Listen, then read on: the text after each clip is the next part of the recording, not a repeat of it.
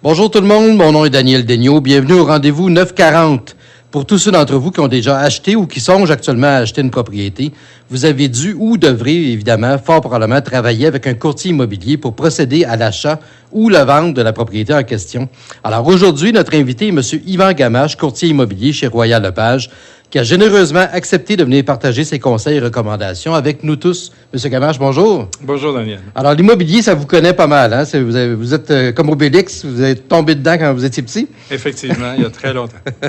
Alors, parlez-moi un peu de ce qui vous a amené dans le domaine de l'immobilier. OK. Si je vais commencer un peu plus loin dans l'histoire. Lorsque j'avais 6 ans, en 1966, okay. J'ai découvert un plaisir pour la vente.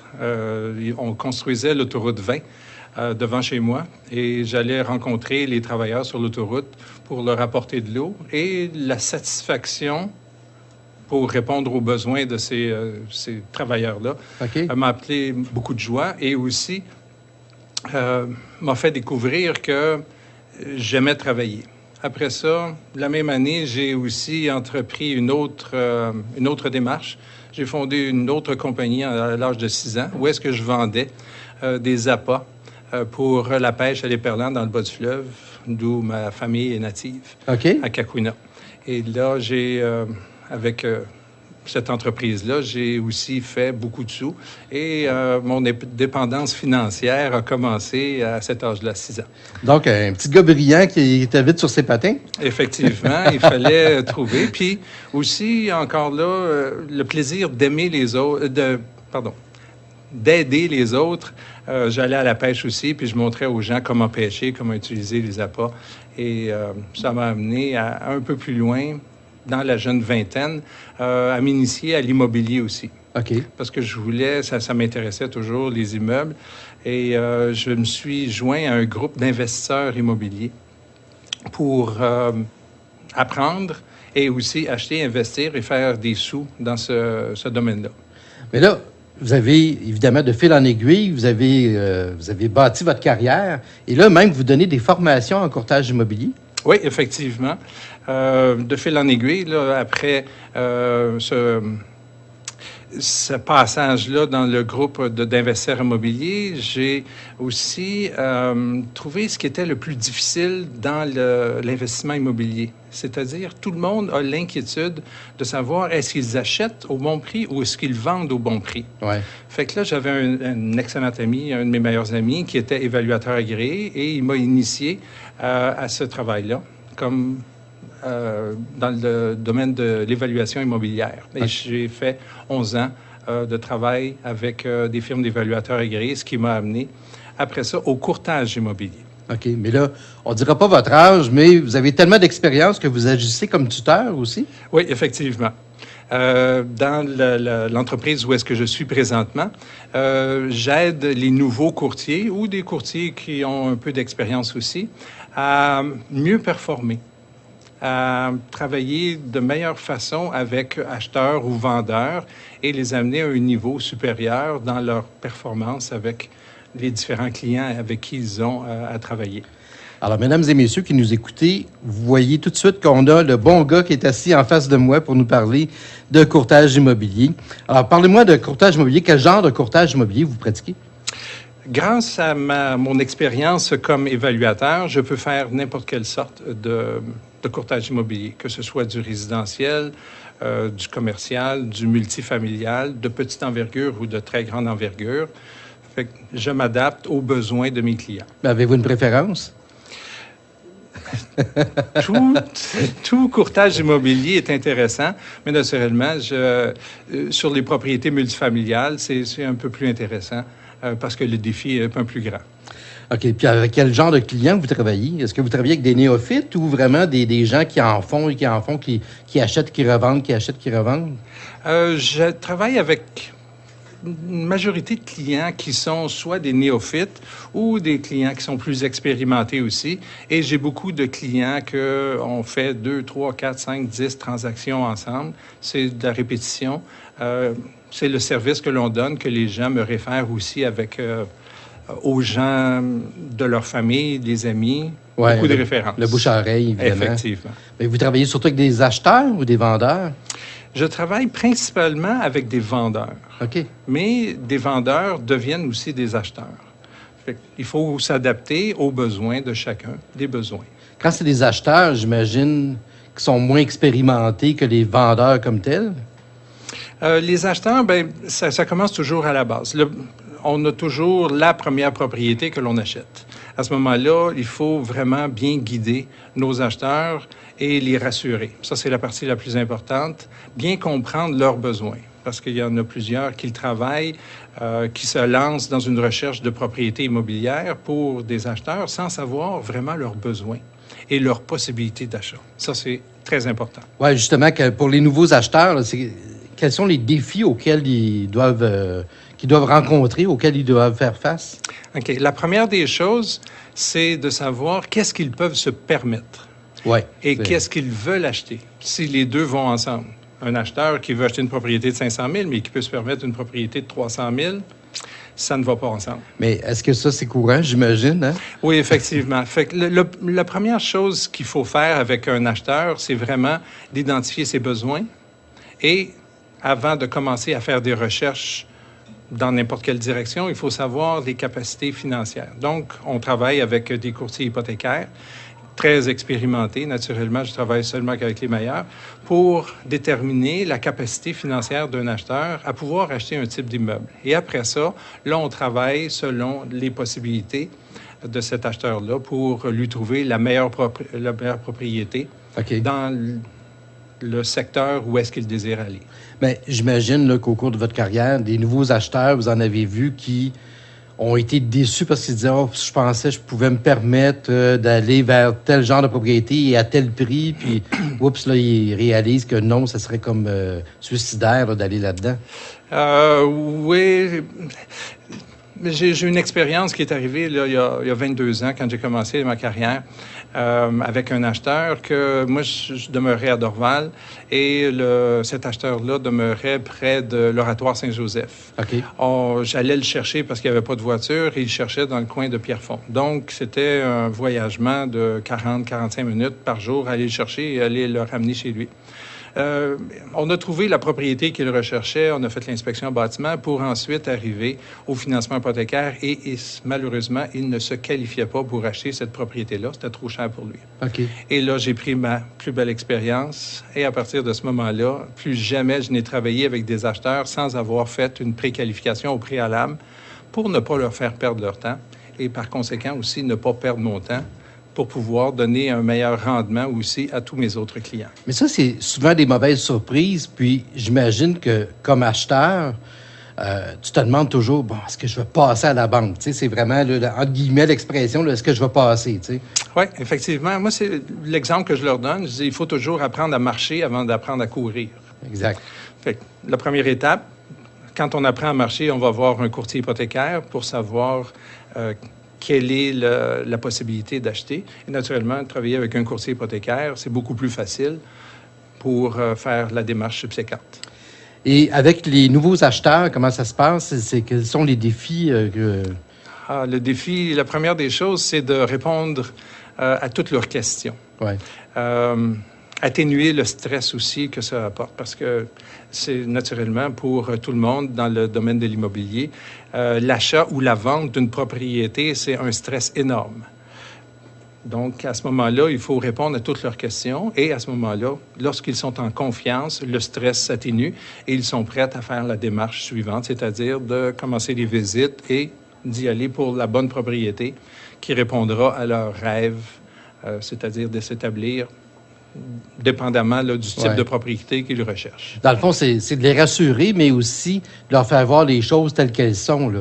Oui, effectivement. La réalité. La réalité. Ça, c'est un autre exemple que je donne aussi à mes clients. Je dois être comme leur médecin. Je dois leur dire la vérité sur ce qu'ils peuvent et ce qu'ils ne peuvent pas faire. Oui. Toujours. Est-ce que vous avez des exemples de certains de vos clients acheteurs dans le passé là, que vous avez en mémoire? Bien, je vous ai donné un là, que malheureusement que ça ne s'est pas concrétisé. Ouais. Mais après ça, à partir de ce moment-là, la préqualification, je l'ai toujours faite et on fait toujours naturellement la bonne recherche de propriété et je leur donne des petits devoirs à faire aussi, naturellement, pour ne pas déranger les vendeurs inutilement parce que ça peut arriver qu'une propriété ne soit pas appropriée pour ce type d'acheteur-là. Fait que là, je leur demande de faire, première des choses, de regarder les propriétés que je leur envoie. Ensuite, il faut qu'ils aillent faire un tour à l'extérieur de ces propriétés pour voir si l'environnement est aussi convenable à leurs besoins. Parce qu'on peut avoir une magnifique propriété, puis s'il y a des choses de chaque côté de la propriété ou en face qui ne font pas leur affaire à ce moment-là, ça ne sert absolument à rien aller faire une visite sur cette propriété-là, déranger le propriétaire qui va préparer sa propriété aussi pour le visiteur qui s'en vient. Par conséquent, c'est une perte de temps monumentale pour tout le monde. Donc, il y a vraiment une foule de détails auxquels il faut attacher de l'importance, puis vous êtes là pour justement leur donner une espèce de liste, là, à savoir, bon, bien, OK, vous devez penser à ci, à ci, à ci, à ça. Effectivement. On a un plan d'action qui est bien détaillé. Mon équipe et moi, on se fait un plaisir de rencontrer les clients à notre bureau habituellement pour passer au travers de cette liste de préqualification avant de se lancer dans l'achat d'une propriété. Excellent. Bien, on va faire une petite pause, M. Gamache. Alors, vous êtes à rendez-vous 9h40. On est en compagnie de M. Yvan Gamache, courtier immobilier chez Royal Lepage. On vous revient tout de suite après la pause. Vous êtes toujours à l'écoute de Rendez-vous 9h40. Daniel Daigneault avec vous, en compagnie de M. Yvan Gamache, courtier immobilier chez Royal Lepage. On parlait de votre expérience tantôt. Comme évaluateur, vous en avez vu des vertes et des pas mûres, là? Oui, effectivement. Au tout début, quand j'ai commencé à m'orienter dans le domaine de l'évaluation, naturellement, c'est un cours universitaire. Et je me souviens, le premier cours d'évaluation qu'on a eu à faire, on avait choisi un projet un peu spécial. C'était le Palais des Congrès de Laval. Okay. Ma première évaluation, ce n'était pas un bungalow, mais c'était le Palais des Congrès de Laval. Après ça, j'ai adoré ce travail-là comme évaluateur et ça m'amène à être un meilleur courtier. Parce que ce qui est plus important dans la détermination de l'achat d'une propriété, c'est naturellement le prix. Est-ce que je me fais avoir sur le prix? Est-ce que je paye trop cher ou est-ce que je vends trop cher, pas assez cher? Oui. Ça, c'est la grosse question. C'est la grosse question. Donc, pour moi, c'est plus facile de ce côté-là, du côté évaluation, de bien déterminer. Je suis à peu près à 1-2 %. Si le gouvernement était toujours à 1 ou 2 % nos finances s'en porteraient drôlement mieux. Mettons. Effectivement. Fait que c'est ça, la chose, quand je travaille avec des acheteurs, naturellement, c'est de déterminer la valeur de leur propriété pour pas qu'ils se fassent avoir. Et pour un vendeur, c'est naturellement de déterminer la valeur avant de le mettre en marché pour qu'il obtienne la meilleure valeur pour sa propriété. Est-ce qu'il y a d'autres défis pour les vendeurs, les nouveaux vendeurs, entre autres? Bien, c'est de bien préparer la propriété. Naturellement, ça, c'est le phénomène le plus difficile que on doit préparer la propriété pour qu'elle soit aux meilleurs avantages. Tous les sens sont mis en application lorsque un acheteur vient visiter la propriété. La première des choses, c'est qu'il va regarder les yeux. Ouais. Lorsqu'on entre dans la propriété aussi, il faut que ça sente bon dans cette propriété-là. Très important. Je savais que vous alliez dire ça parce que ça me fait penser quand j'ai vendu une maison un jour, chez moi, évidemment, j'avais des visiteurs, puis ma sœur m'avait conseillé de faire cuire des tartes aux pommes. Oui. Puis tu rentrais dans la maison, ça sentait les pommes. Tout ce qui sent bon, sans nommer nécessairement un pain, un gâteau ou une tarte, effectivement. Éviter les choses qui sentent un peu trop fort pour ne pas déranger les gens. Est-ce que ça vaut la peine de repeindre une pièce, par exemple? Disons, tu as une pièce qui est un peu défraîchie, puis tu te dis, ouf, je laisse comme ça ou je donne un coup de pinceau, puis elle va être plus attrayante pour les acheteurs? Effectivement, il y a... c'est le terme anglais, le home staging, pour faire la meilleure présentation pour nos vendeurs. Effectivement, j'ai suivi un petit cours aussi sur ça, la présentation. Et quand on vit dans une propriété, on peut mettre les couleurs que l'on veut. Mais lorsque l'on vend la propriété, c'est très important qu'elle soit attrayante pour que l'acheteur qui rentre dans la propriété se sente déjà chez lui. Donc, il faut dépersonnaliser cette propriété-là, enlever les photos de famille, des choses comme ça. Et naturellement, mettre la propriété dans son meilleur jour possible. C'est bon, ça. Dans le fond, il ne faut pas avoir l'impression d'être un intrus dans la maison que tu visites, mais plus t'imaginer dans cette maison-là que tu vas vivre. De rentrer comme chez soi.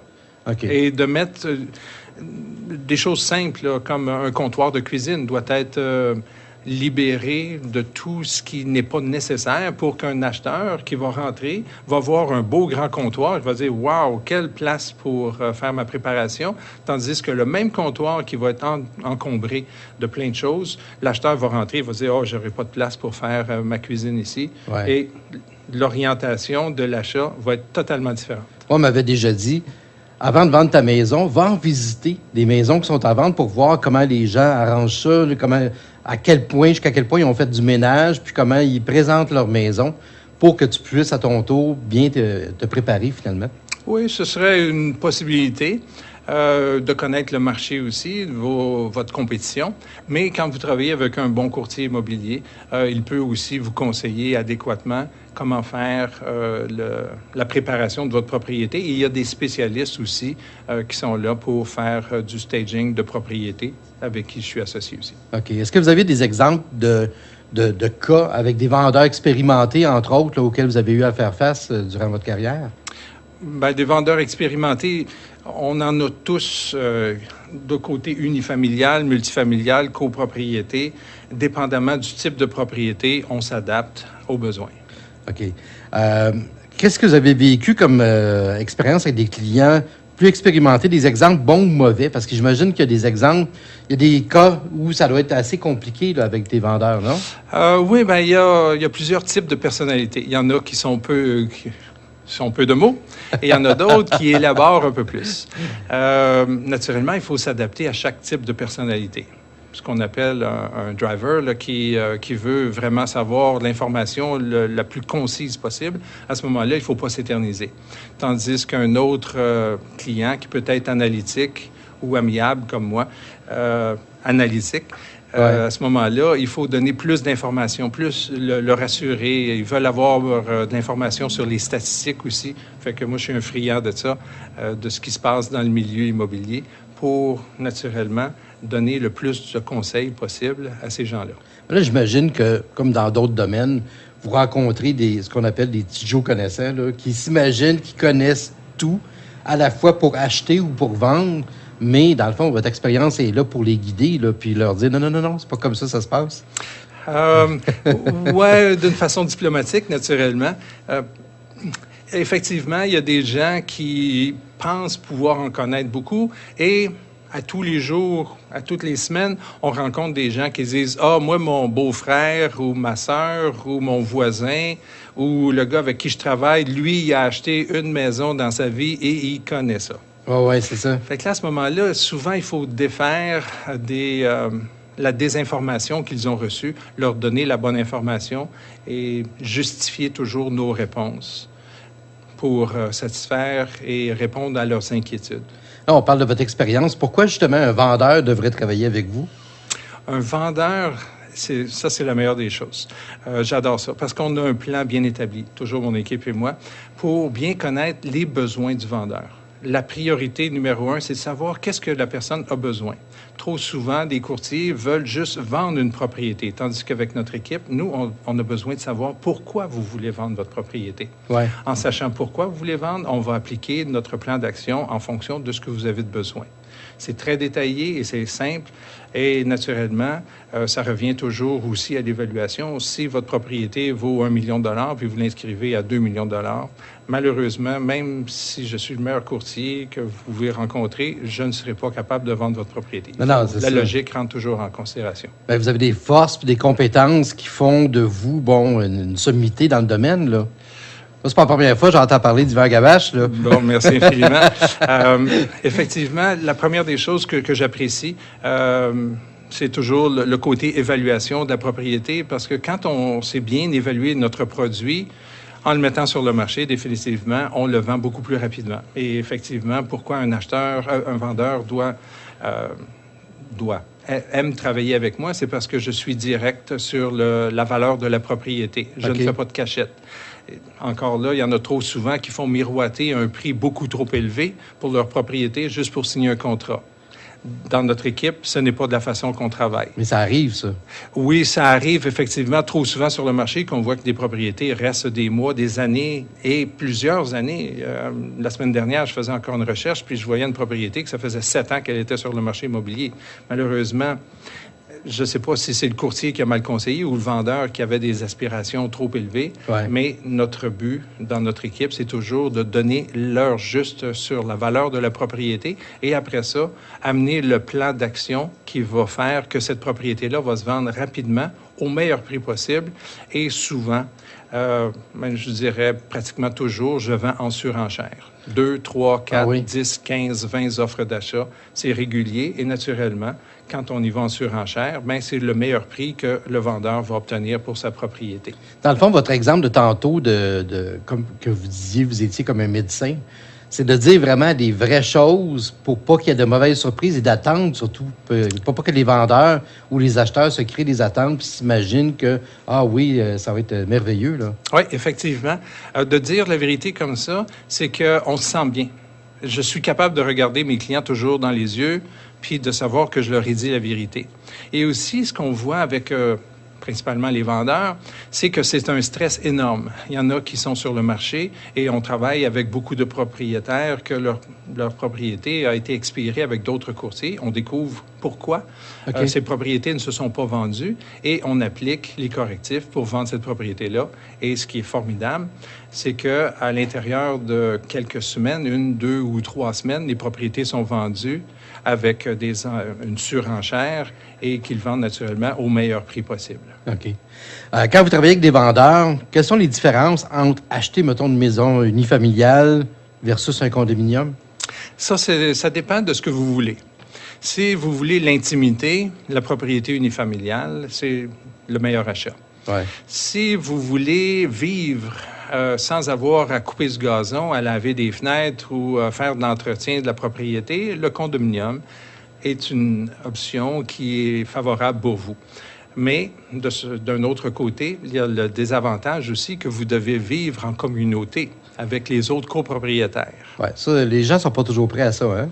Il y en a qui s'imaginent qu'ils le sont, mais... C'est ça, c'est que vous allez choisir l'endroit où est-ce que vous allez, mais vous ne choisirez pas vos copropriétaires qui seront dans la même bâtisse. Il y en a avec qui vous pouvez vous entendre et il y en a d'autres que ça peut être un peu plus difficile. J'ai eu plusieurs clients qui ont acheté une propriété, une copropriété, et pas longtemps après, n'étaient plus capables de vivre à cet endroit-là parce qu'un autre des copropriétaires, pour quelque raison que ce soit, lui rendait la vie misérable. Oui. Dans le fond, il y a des avantages, des inconvénients dans les deux cas, autant pour les maisons que pour condos.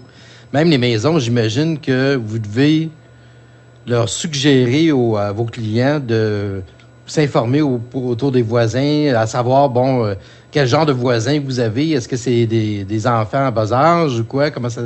Oui, effectivement, dans notre questionnaire, on pose énormément de questions sur le pourquoi de la vente, où est-ce qu'ils veulent aller, dans combien de temps, et après ça, de poser beaucoup de questions sur l'état de la propriété. Il y a une expression, là, je ne veux pas être un ouéreux, d'aller voir qu'est-ce qui se passe avec la propriété quand on me pose des questions. Je suis à l'affût, je pose énormément de questions. Même la semaine dernière, j'ai inscrit une propriété, une résidence pour personnes âgées, et la dame m'a fait cette réflexion-là. Elle m'a dit, tu poses beaucoup de questions. Effectivement, il faut connaître les besoins de nos personnes avant d'aller de l'avant.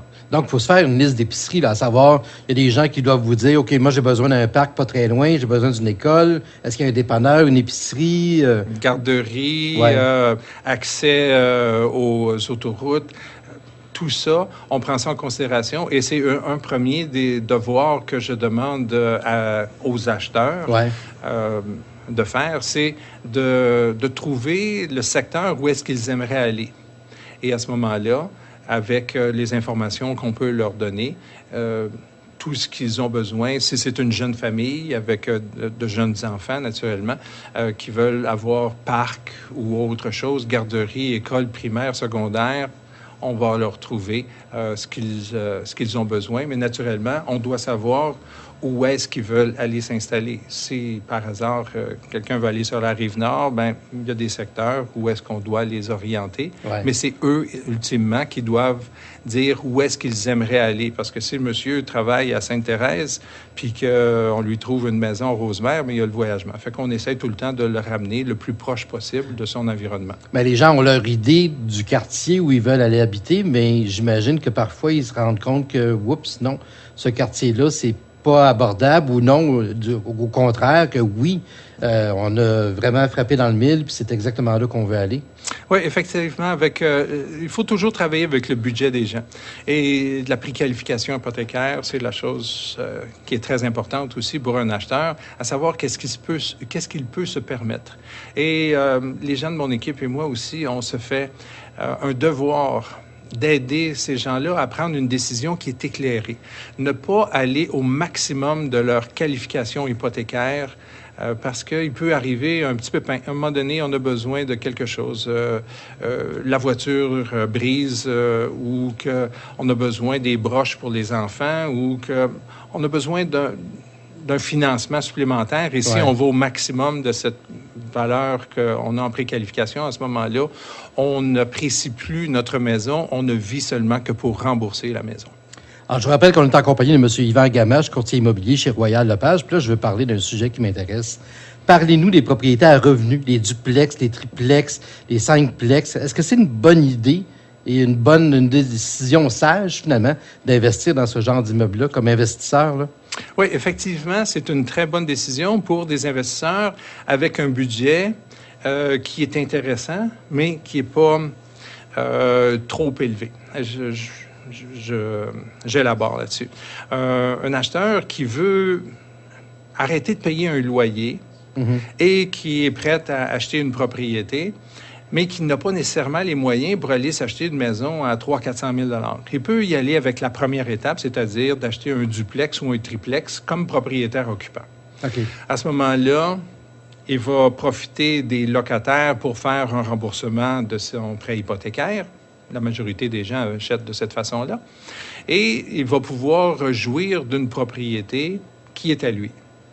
Après ça, ce qui arrive, ils passent souvent, ces acheteurs-là passent à la deuxième étape, qui se disent, OK, j'ai assez de vivre avec des locataires au-dessus de ma tête, et la propriété qui était comme propriétaire occupant peut devenir une propriété, à ce moment-là, une propriété à revenus, et souvent des acheteurs vont s'acheter une propriété unifamiliale où est-ce qu'ils peuvent avoir l'intimité qu'ils recherchent. Ouais. Donc, est-ce qu'il y a seulement des avantages à aller vers ce genre de propriété-là? Bien, il y a des petits désavantages. Naturellement, pour avoir un bénéfice, il faut casser des œufs pour faire l'omelette, naturellement. Ouais. Fait que, naturellement, il y a toujours des petites choses à faire sur une propriété multifamiliale, des améliorations à faire dans les logements, parce que si on n'améliore pas ou si on n'entretient pas notre propriété, elle va se dégrader. Et les locataires, ce ne sont pas nécessairement les gens qui vont faire le plus attention à la propriété. Il faut tout le temps être en communication constante avec eux puis leur dire s'il y a quelque chose qui ne va pas bien ou qui est défectueux, laissez-moi le savoir. C'est plus facile. C'est comme une carie, quand on va chez le dentiste, une carie qui est prise au début ou une carie qui est très avancée, ce n'est pas la même chose. C'est beaucoup plus facile d'avoir un petit plombage que d'avoir un traitement de canal. La même chose pour une propriété. Il faut bien l'entretenir et regarder avec, encore là, une liste d'épiceries. Quand vous êtes propriétaire, il faut faire attention à la propriété selon les saisons que l'on doit vivre. Donc, l'idée là, que, non, embarque-toi pas là-dedans, ça va être un paquet de problèmes, puis tu sais pas sur quel locataire tu vas tomber, puis tout ça, c'est pas tout à fait vrai, là. Non, effectivement, ça, c'est de bien choisir aussi ses locataires. Notre équipe fait aussi cette approche-là avec des nouveaux locataires. Et l'enquête de crédit, je le suggère à tout le monde de faire une belle enquête de crédit, pas juste sur le crédit, sur le côté criminel, civil, la régie du logement, les employeurs, les anciens propriétaires, locataires, pour avoir naturellement les meilleurs locataires possibles. Si les locataires sont déjà sur place, à ce moment-là, c'est de les rencontrer avant d'acheter la propriété. L'idée, en fait, c'est de savoir à qui tu as affaire, comme dans n'importe quel autre domaine. Il faut vraiment que tu saches qui sont les personnes que tu vas côtoyer pendant X nombre d'années. Oui, effectivement. Et de laisser notre ego de côté et d'aller parler aussi aux voisins, à savoir qu'est-ce qui se passe. Puis quand on n'est pas certain, on peut même avoir un coup de téléphone si on veut acheter des propriétés multifamiliales, parce que j'en fais beaucoup, là, CC+. Et naturellement, on ne peut pas savoir exactement tout ce qui se passe dans cette propriété-là. Mais on peut téléphoner aussi au poste de police puis demander est-ce qu'il y a de l'activité qui se passe dans cette propriété. Venez-vous souvent dans ce cas-ci? Effectivement. Puis il y a des secteurs ou de types de propriétés où est-ce que j'avais conseillé, puis mes clients ont eu les réponses et on est allé vers d'autres propriétés. OK. Donc, vous leur avez dit, touchez pas à ça parce que c'est un paquet de problèmes où il arrive ci, effectivement. Il arrive ça. OK.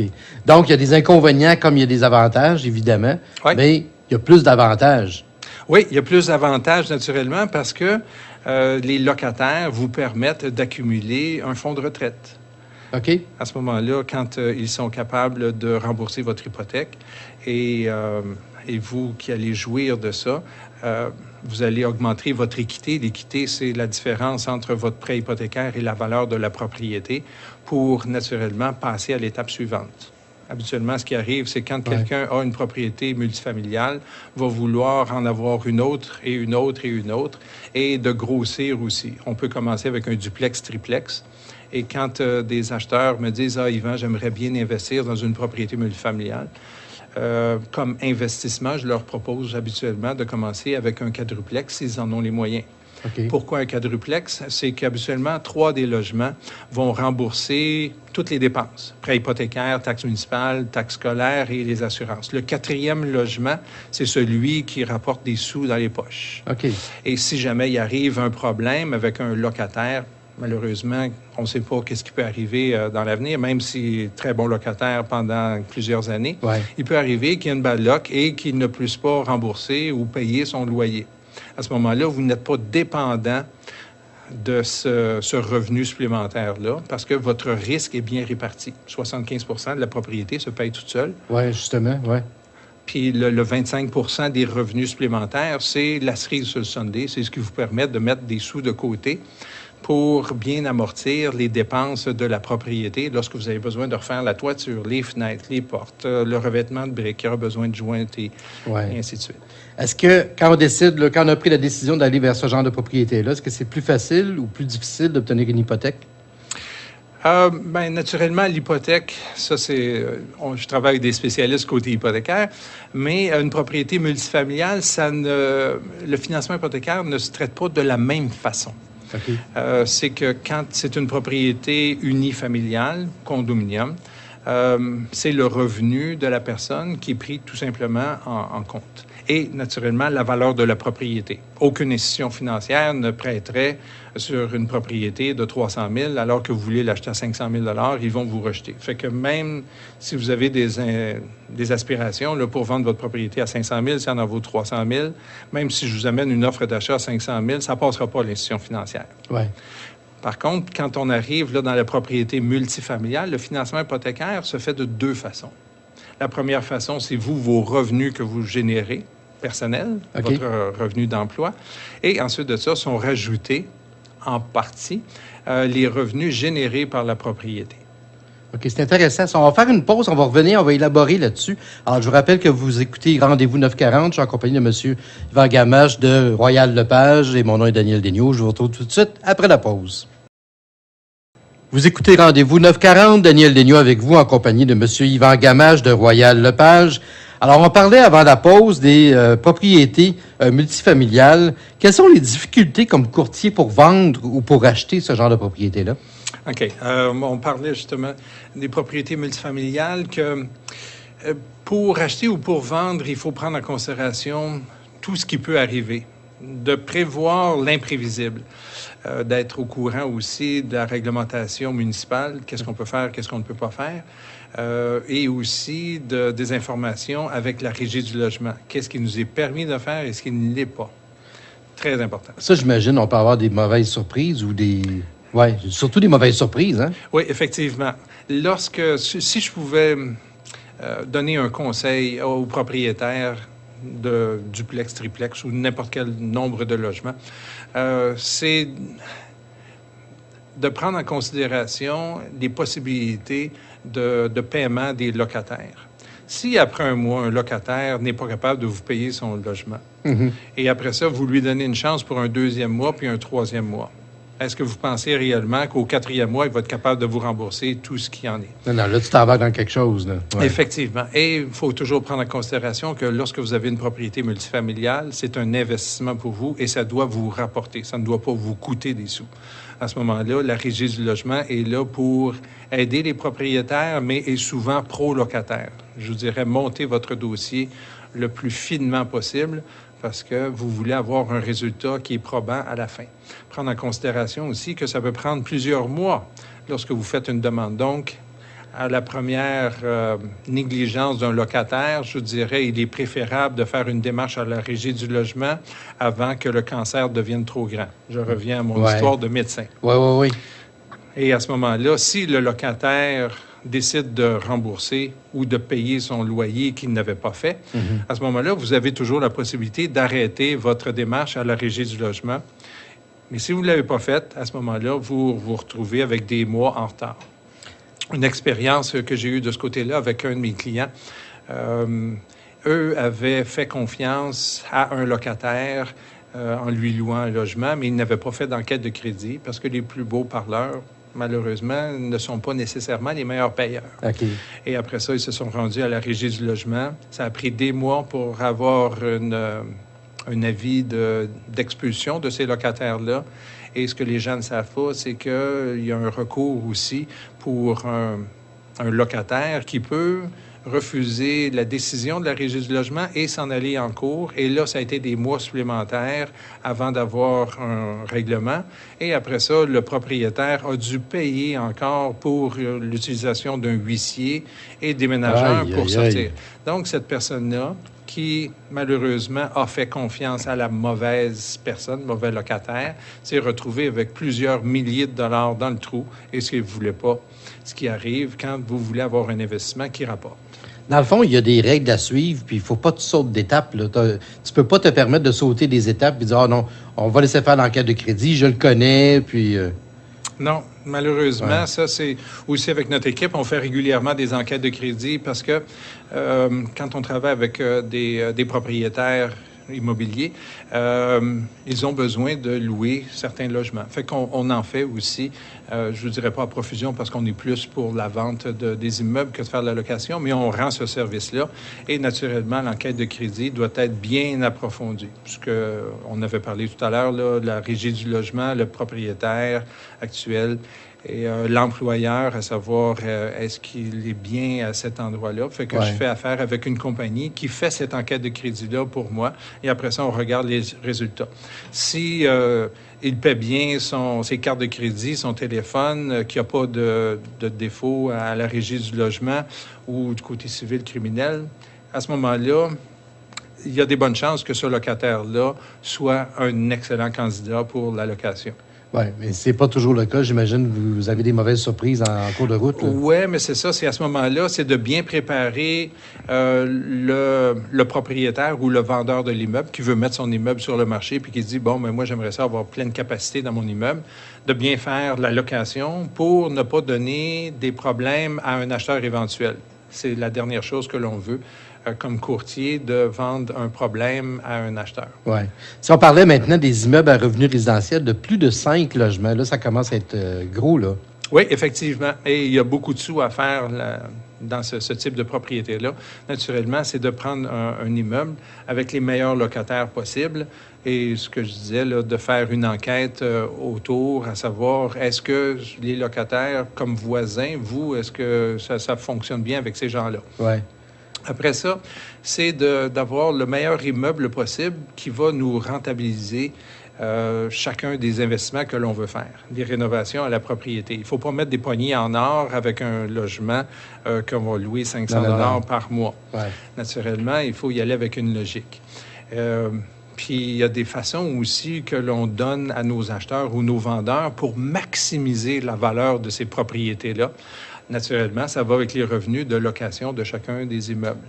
À savoir, est-ce que s'il y a un chauffage qui est payé par le propriétaire? Malheureusement, les locataires, quand le propriétaire n'est pas là, ils vont souvent ouvrir les fenêtres, puis on va chauffer la planète. Oui, c'est ça. Le réchauffement de la planète ne vient pas nécessairement de ça, mais il faut prendre ça en considération parce que c'est le propriétaire qui va dépenser des milliers de dollars et on veut économiser. Fait qu'une conversion, naturellement, à un chauffage où les locataires sont responsables seront beaucoup plus respectueux et ils vont faire beaucoup plus attention à leur facture de chauffage.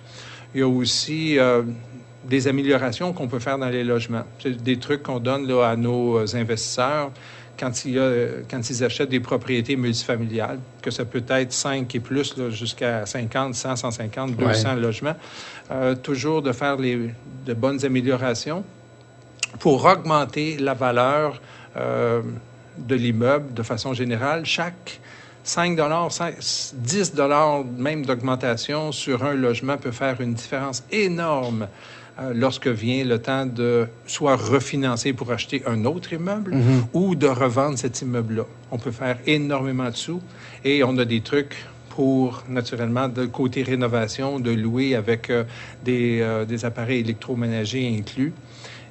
Plein de trucs pour pouvoir augmenter la valeur de l'immeuble, ce que tout investisseur veut avoir dans sa poche. Dans le fond, il faut quasiment que tu te fasses une feuille, tu regardes les pour, les contre, tu divises ça en deux, puis là, tu regardes, finalement, tu envisages quel genre de propriétaire tu vas être. Oui, effectivement. Puis quand on regarde les pour et les comptes peuvent devenir des pour à un moment donné. Si, admettons qu'on a un locataire qui... j'achète une propriété multifamiliale. Ouais. Il y a 1, 2, 3 locataires qui sont là depuis quelques années. 3, 10, 15, 20 ans. Ça arrive que des locataires sont là, même en génération, sont dans ces logements-là. À ce moment-là, il y a une possibilité aussi d'augmenter la valeur de ce logement-là en rachetant le bail de ce locataire, faisant des améliorations dans la propriété et en relouant dans un délai assez rapproché quand même, là, après avoir fait les rénovations, pour louer à un montant beaucoup supérieur et en ayant investi quelques centaines ou quelques milliers de dollars, la valeur de cet immeuble-là en augmentant le revenu généré à chaque mois, à la fin de l'année. Ça fait une énorme différence. Et sur la valeur marchande de la propriété, c'est énorme. On parle de dizaines de milliers de dollars sur quelques centaines de dollars d'augmentation. Donc, de là l'importance de consulter un spécialiste comme vous qui va vraiment établir là, les choses de A à Z pour que les gens soient au courant dans quoi ils s'embarquent. Là. Effectivement. Puis le type de logement aussi est très important pour un acheteur. Quand on travaille avec du multifamilial, il faut savoir que les logements qui sont de 4,5, 5,5 sont les logements qui vont se louer le plus facilement possible et qui vont nous amener une rentabilité supérieure.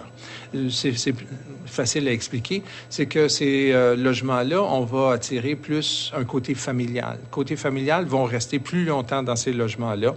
Donc, vont nous amener une stabilité. Moins de dépenses aussi à ce logement-là, parce que lorsqu'il y a un locataire qui quitte un appartement, à ce moment-là, il faut faire de l'amélioration dans ce logement-là pour pouvoir le relouer à un bon locataire. Parce que si on loue un logement qui est en mauvaise condition, le bon locataire qui va rentrer dans ce logement-là ne sera pas intéressé du tout à ce logement-là. Fait que là, un mauvais logement va attirer malheureusement des mauvais locataires. Tandis qu'un bon logement qui est en bonne condition, plancher sablé, verni, repeint habituellement en blanc, pour que ça soit plus attirant. À ce moment-là, les bons locataires vont dire « Ah oui, ça m'intéresse », ils vont donner un montant supérieur à cette propriété, à ce logement-là.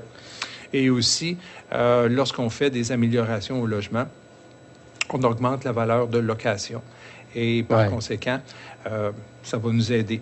Ce qu'on suggère aussi, c'est éviter les petits appartements, les studios 1,5, 2,5, parce que ça, c'est ce qu'on appelle des logements bachelor. c'est qu'il va y avoir un roulement qui est assez... Ça. Des étudiants qui vont passer 1 an, puis... Ou même des gens qui vont travailler, mais qu'ils sont moins forts sur la stabilité. Donc, à ce moment-là, quand le locataire va partir après 1 an ou 2 ans, bien là, il faut refaire du travail. À chaque fois qu'on investit dans ce logement-là pour faire une peinture ou un rafraîchissement de plancher, c'est des sous qu'on investit sur la publicité, le temps aussi qui est très précieux pour aller faire une nouvelle location, l'enquête de crédit. Donc, si je pouvais donner un conseil aux investisseurs dans les propriétés multifamiliales, chauffage locataire, la meilleure chose, et les logements de plus grande envergure, des 4,5, majoritairement 4,5, 5,5, mais on peut avoir aussi quelques 3,5 qu'on est capable de vivre. Et aussi, il y a des frais qui sont à prendre en considération, les frais d'assurance. Les compagnies d'assurance aiment moins les logements où est-ce qu'il y a une plus grande rotation parce que les gens sont, disons, plus frivoles et que le risque est plus élevé pour cette Donc, on recherche la stabilité vraiment. Là. Exactement. Donc, principalement 4,5, 5,5, où est-ce que les coûts vont être minimes pour le propriétaire et qu'on va pouvoir maximiser naturellement les avantages à la revente de cette propriété-là qui se vend beaucoup plus facilement. OK. Monsieur Gabache, on jase, là. Mettons, là, que moi, je veux acheter une propriété avec, je sais pas, 4-5 logements, mais que je sais que le locataire du 404, il sort sa guitare électrique à 11h30 le soir, là. Tu fais quoi? OK. À ce moment-là, naturellement, il faut y aller avec la réglementation. Est-ce qu'il y a un règlement de l'immeuble qui l'empêche de faire ça? Est-ce que aussi les locataires s'en plaignent? Est-ce qu'il y a eu des visiteurs qui se sont... des gens qui se sont plaints puis que la police est venue? Ouais. À ce moment-là, il y a toujours une possibilité pour nuisance publique de faire une démarche à la Régie du logement parce qu'ils ne respectent pas les gens avec qui ils demeurent. L'insalubrité aussi, ça peut arriver. On peut en parler longtemps, ça, hein? Oui, effectivement. Fait que là, il y a des recours qu'on suggère aux gens d'aller à la municipalité où est-ce qu'ils peuvent faire des démarches aussi et faire, naturellement, la documentation du dossier le plus possible. Prendre des photos, impliquer les gens qui sont là aussi et naturellement, prendre des démarches le plus rapidement possible et éviter de penser que le problème va se résoudre par lui-même. Il faut prendre des actions toujours. Oui, t'as pas le choix. Puis on a entendu des histoires d'horreur, là. En fait, on en entend régulièrement des propriétaires qui sont vraiment comme... On a l'impression qu'ils sont plus là. T'sais, ils sont propriétaires, mais ils sont disparus. T'sais. Et des propriétaires négligents aussi. Oui. Ça arrive. Puis aussi... on parlait du multifamilial quand on en achète. Il y a quelques années, ça m'est arrivé d'avoir des très bons investisseurs. C'était un 36 logements qui était à Longueuil, qu'ils avaient fait un focus dessus. Et en enquêtant un peu plus, ma nature là, d'aller chercher le plus d'informations, les vendeurs avaient falsifié les revenus. Donc, avaient augmenté les revenus, diminué les dépenses de façon volontaire et en posant plusieurs questions parce qu'ils me faisaient des cachettes et des cachettes et des cachettes. Puis en posant de plus en plus de questions, je me suis aperçu que cette propriété-là, si l'acheteur avait été, selon ce qu'il nous avait donné au tout début, aurait payé des centaines de milliers de dollars de plus pour cette propriété-là à cause d'une fraude, c'est ça. Et comme courtier immobilier, naturellement, notre but premier serait toujours de donner ce que notre client veut avoir, c'est-à-dire un bon investissement. Ouais. Et je leur ai suggéré, même en perdant une généreuse commission, de se retirer de l'achat de cette propriété-là parce qu'ils se faisaient avoir de façon monumentale. Ça arrive souvent, ce genre d'affaires-là?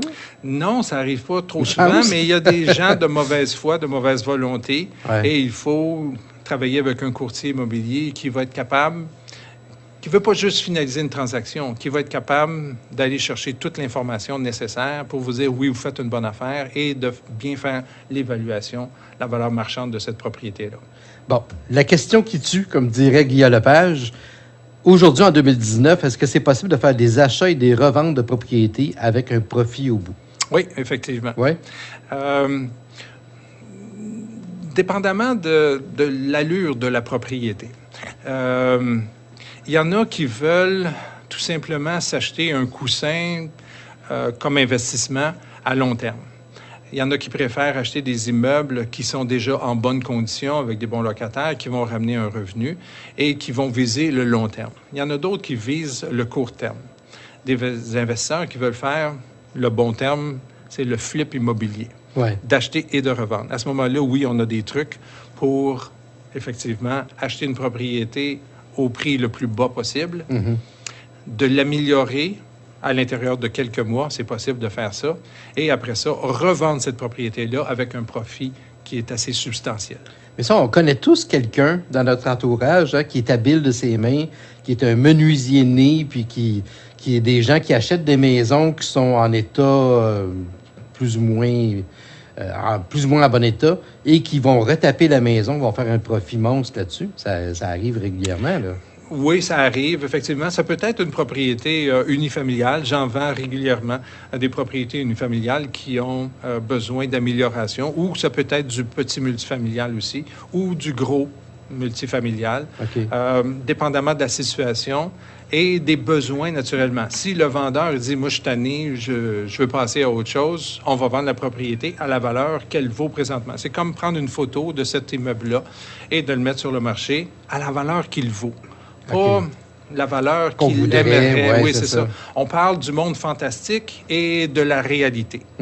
À ce moment-là, travailler avec des gens qui pensent que leur propriété vaut 100, 200, 300, 400 000 $, malheureusement, notre équipe ne prend pas ces mandats-là. On travaille juste avec des gens sérieux qui savent, quand on leur dit, naturellement, la valeur de leur propriété et qui vont vendre dans le meilleur délai possible et toujours à la meilleure valeur. Dans le fond, vous êtes obligé, parfois, j'imagine, de ramener des gens un peu sur terre, là, leur dire « Oups, attends un petit peu, tu t'emballes, là, puis peut-être vous pensez que c'est le jackpot, là, mais c'est pas vraiment ça. » Effectivement.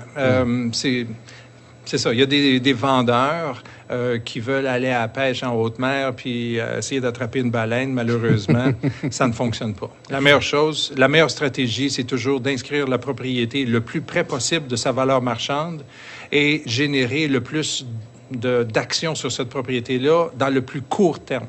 La période cruciale pour vendre une propriété, ce sont les 2-3 premières semaines qu'elle est sur le marché. Les acheteurs, quand ils le recherchent, parce qu'il ne faut pas se cacher, la plus belle inscription avec les meilleures photos et le meilleur prix possible. Et naturellement, il faut penser qu'en travaillant avec des courtiers immobiliers, offrir la meilleure commission est un avantage aussi. Lorsque l'on met cette propriété sur le marché, je donne souvent 2 exemples. Le premier exemple, c'est la vente à l'encan.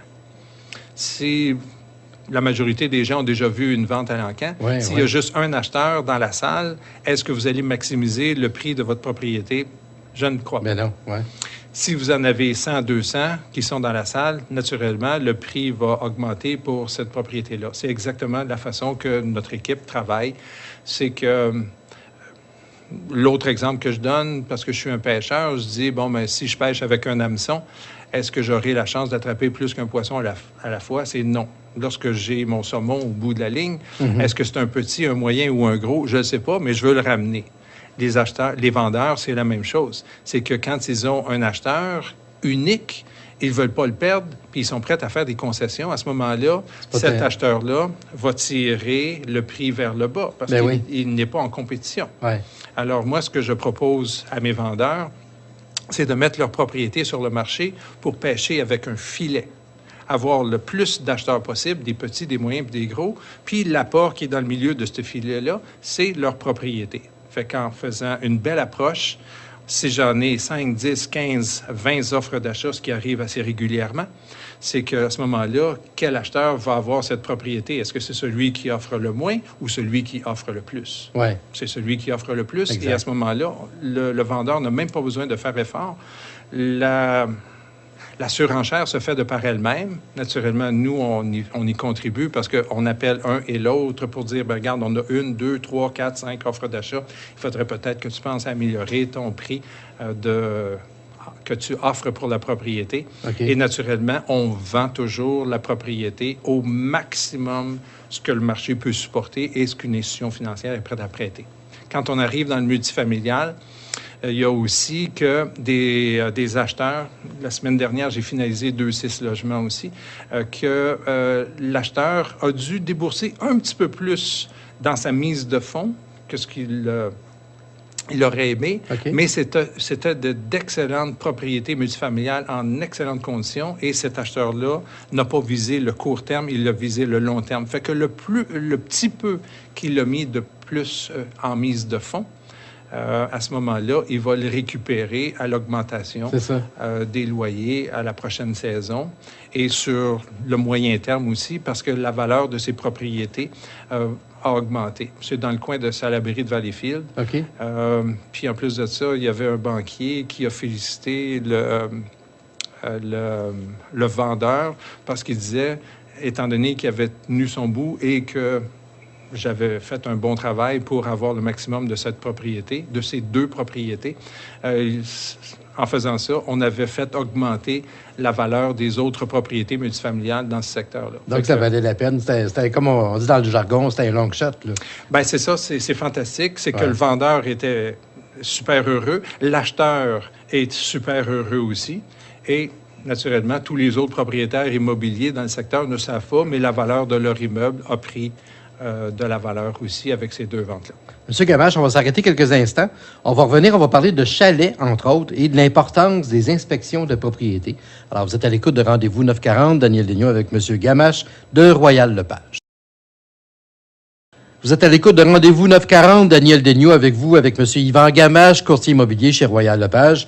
Monsieur Gamache, on parlait tantôt en fait, je voulais vous parler des chalets, parce qu'évidemment, des gens ou bien veulent acheter un chalet ou veulent vendre leur chalet ou ont l'œil sur un chalet. Qu'est-ce qui est important de penser là, en premier lieu? OK. Pour un acheteur, c'est de savoir vraiment qu'est-ce qu'il veut et son budget aussi. Parce qu'il va falloir prendre en considération que quand vous allez revendre votre chalet, c'est un bien qui va vous faire débourser un gain de capital. OK.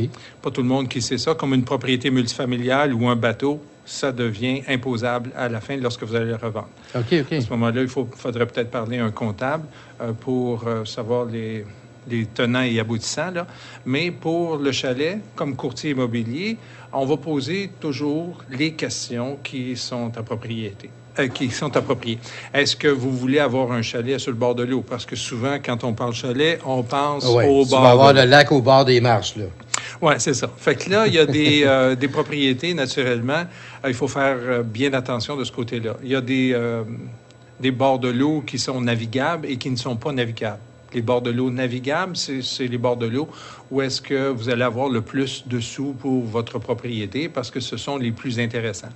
Mais est-ce que c'est ce que vous recherchez? Si vous recherchez la tranquillité, puis vous, d'avoir un bateau à moteur pour faire du ski nautique ou du skidoo, ça ne vous intéresse pas, à ce moment-là, ce n'est pas la bonne chose parce que ce que vous recherchez, c'est la quiétude, la tranquillité. La paix. Vous sortez du centre-ville de Montréal, que vous travaillez 5 jours par semaine, le stress, et vous allez à votre chalet, vous vous ramassez sur le bord de votre patio, puis que vous entendez des moteurs à longueur de journée. Non, tu veux pas malheureusement, c'est pas ce que vous recherchez. Fait que c'est de poser la question, pourquoi tu achètes un chalet? Qu'est-ce que tu veux? Qu'est-ce que tu recherches? Fait que là, ça peut être un chalet aussi dans le bois, complètement, que vous voulez la tranquillité. Puis encore là, il faut y aller avec toujours l'arrière-pensée qu'il va falloir que j'entretienne ce chalet-là.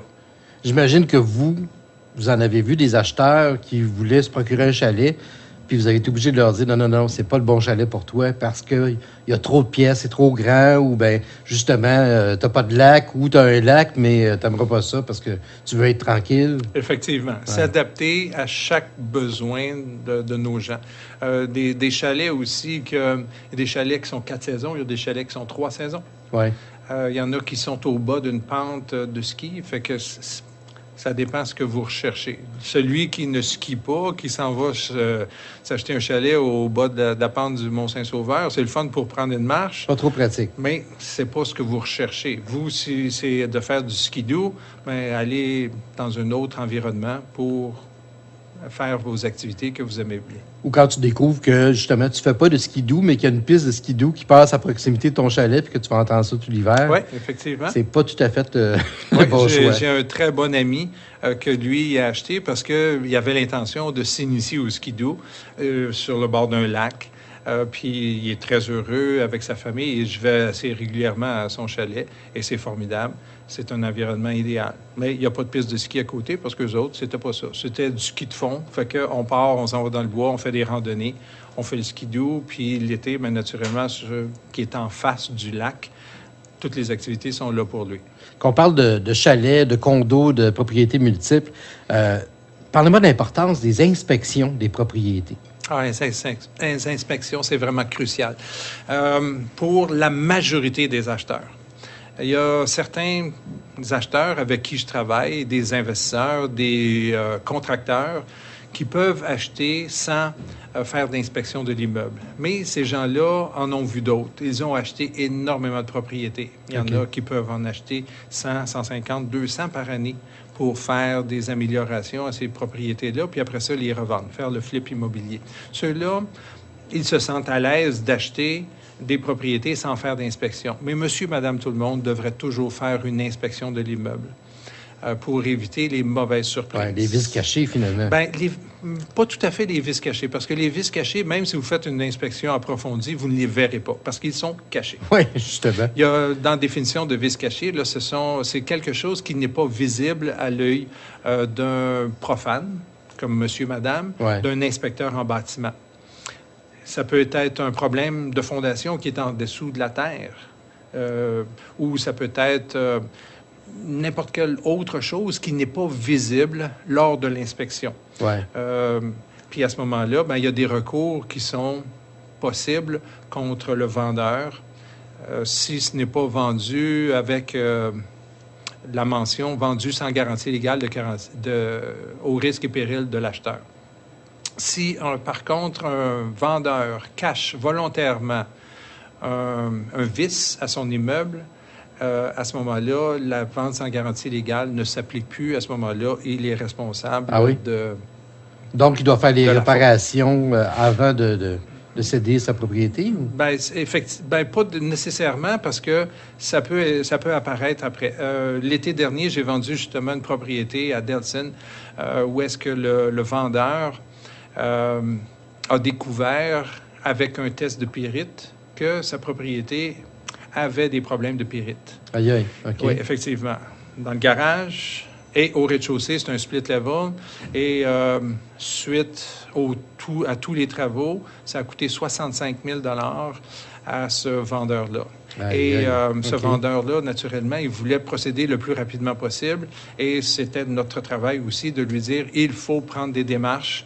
Et chacune des démarches légales est très importante. Parce que lui, il voulait commencer les travaux, puis après ça, faire la poursuite. Malheureusement, ce n'est pas comme ça que ça fonctionne.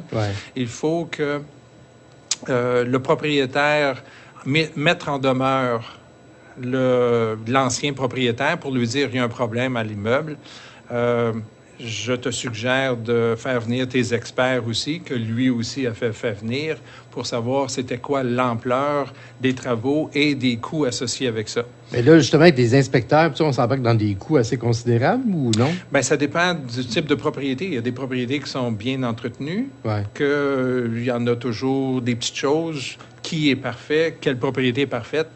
Malheureusement, ce n'est pas le cas. Mais il faut toujours prévoir l'imprévisible. Donc, la suggestion à faire avec des acheteurs, toujours faire une inspection de l'immeuble et de mettre les tests à propriété pour le type de propriété que vous allez acheter. Si vous allez sur la Rive-Sud, c'est presque une obligation de mettre un test de pyrite qui vient avec ça. OK. Mais disons, là, quelque chose de plus simple comme exemple. Moi, je vends ma propriété et je sais très bien que le toit est à refaire. Est-ce que je dois le faire refaire avant de vendre la propriété ou je vais dire à mon acheteur potentiel, écoute, je sais, le toit est dû depuis 2 ans, puis il faudrait que tu le refasses. Qu'est-ce qui est le plus avantageux? OK. C'est de toujours dire la vérité. Oui. On a un document. C'est ce que les avocats disent aussi, hein? Effectivement. Mais de toujours dire la vérité pour protéger autant l'acheteur que le vendeur. Parce que s'il y a une fausse déclaration, le vendeur devient recevable d'une poursuite. Puis, à ce moment-là, il y a un document que l'on doit obligatoirement même avant même de mettre la propriété sur le marché, ça s'appelle déclaration du vendeur. Le vendeur doit déclarer tout ce qu'il est en connaissance de cause sur son immeuble. Et pour votre toiture, ça serait de dire, bon, la toiture est âgée et sera à refaire dans un avenir rapproché. D'être honnête toujours. Vous pouvez, selon vos moyens financiers aussi, si vous n'avez pas les moyens de faire la toiture qui peut, dépendamment de l'ampleur là, de la propriété, le type de propriété, ça peut être 5, 10, 15, 20, jusqu'à 60 000 $, une toiture qui d'une propriété résidentielle avec une toiture de tôle, comme un membre de ma famille a fait, bien, c'était 60 000 $, cette toiture-là. Dépendamment des moyens que vous avez, on s'ajuste. C'est en posant les questions, en ayant les réponses. Avez-vous les sous pour faire cette rénovation-là? Sinon, bien, à ce moment-là, on peut la vendre comme ça. Tout a un prix et on le prend en considération. Si l'immeuble avec la toiture refaite vaut, mettons, 500 000 $, mais si la toiture n'est pas refaite et est à refaire, bien, à ce moment-là, on va déduire les coûts à refaire pour cette toiture-là. Donc, j'imagine, il y a plein... C'est arrivé souvent là, que les gens vous disent, écoute, Yvan, là, mon tapis dans ma salle à manger, je vais l'enlever, puis je vais mettre un plancher de bois franc, puis je vais pouvoir aller chercher X montant de plus comme profit sur ma maison. Oui, mais ça dépend encore qu'est-ce que vous voulez faire, qu'est-ce que vous êtes prêt à faire. Si vous demeurez dans cette propriété-là, ce changement-là est énorme. Justement, que vous parlez de ça, j'ai un vendeur à Kirkland, une magnifique propriété résidentielle, un beau cottage, et lui, avec son épouse, doit aller dans une résidence pour personnes âgées. Mais ils n'ont pas l'intention de faire ces travaux-là. Ce que l'on va faire, c'est qu'on va s'ajuster en fait de prix, parce qu'en dessous du tapis, c'est du contreplaqué. Fait que là, plutôt que d'enlever tout ça, puis de mettre du plancher de bois franc, puis là, les amener dans une pièce où est-ce qu'il n'y aura pas toute la poussière et tout ça, eux autres, ça ne les intéresse pas. Donc, on va vendre la propriété dans cet état-là. Tel quel, avec le tapis qui est là présentement, en faisant la mention que c'est du contreplaqué qui est en dessous du tapis. Et l'acheteur, avant d'entrer dans cette propriété-là, va faire les aménagements qu'il a besoin pour faire les améliorations qui sont nécessaires. Et il faut faire attention aussi à monsieur, madame, tout le monde. Quand vous avez une propriété de 5, 6, 7, 800 000 $, évitez des produits, des matériaux qui ne sont pas adaptés à cette propriété-là. Vous ne mettez pas du plancher flottant à 1 piastre du pied carré dans une propriété d'envergure comme ça. Il faut être logique. Et si vous avez une propriété... comme je vends du 150, 180, 200 000 à plusieurs millions de dollars, et celui qui vend sa propriété à 200 000 $, vous ne devez pas mettre des poignées en or puis une cuisine à 60 000 $. Non, c'est ça. Il faut s'adapter. Oui, il faut s'adapter, il faut être logique aussi, là. C'est ça, effectivement. Si on parle des condos, qu'est-ce qu'il faut prendre en considération? Pour un acheteur, c'est vraiment important de travailler... le plus souvent avec le meilleur courtier possible pour aller chercher les informations que vous avez besoin de savoir pour un projet de copropriété. Parce que c'était un fléau. Et ça s'améliore, mais il y a encore beaucoup de travail à faire de ce côté-là. Trop souvent, les contracteurs, les promoteurs immobiliers qui vendaient les condos faisaient miroiter que les frais de copropriété étaient très, très, très bas et c'était un avantage. Et malheureusement, ce n'est pas un avantage. C'est qu'arrive, justement ce matin, je parlais à une de mes clientes, que là, il va y avoir une cotisation spéciale qui devrait être faite parce que les fenêtres, les portes et le revêtement extérieur ont besoin de faire des améliorations. C'est ça. Fait que prenez en considération que la copropriété, vous vivez avec d'autres individus et qu'il y a des sous qui sont accumulés, ce qu'on appelle le fonds de réserve. Le fonds de réserve, c'est ce qui nous permet de faire des améliorations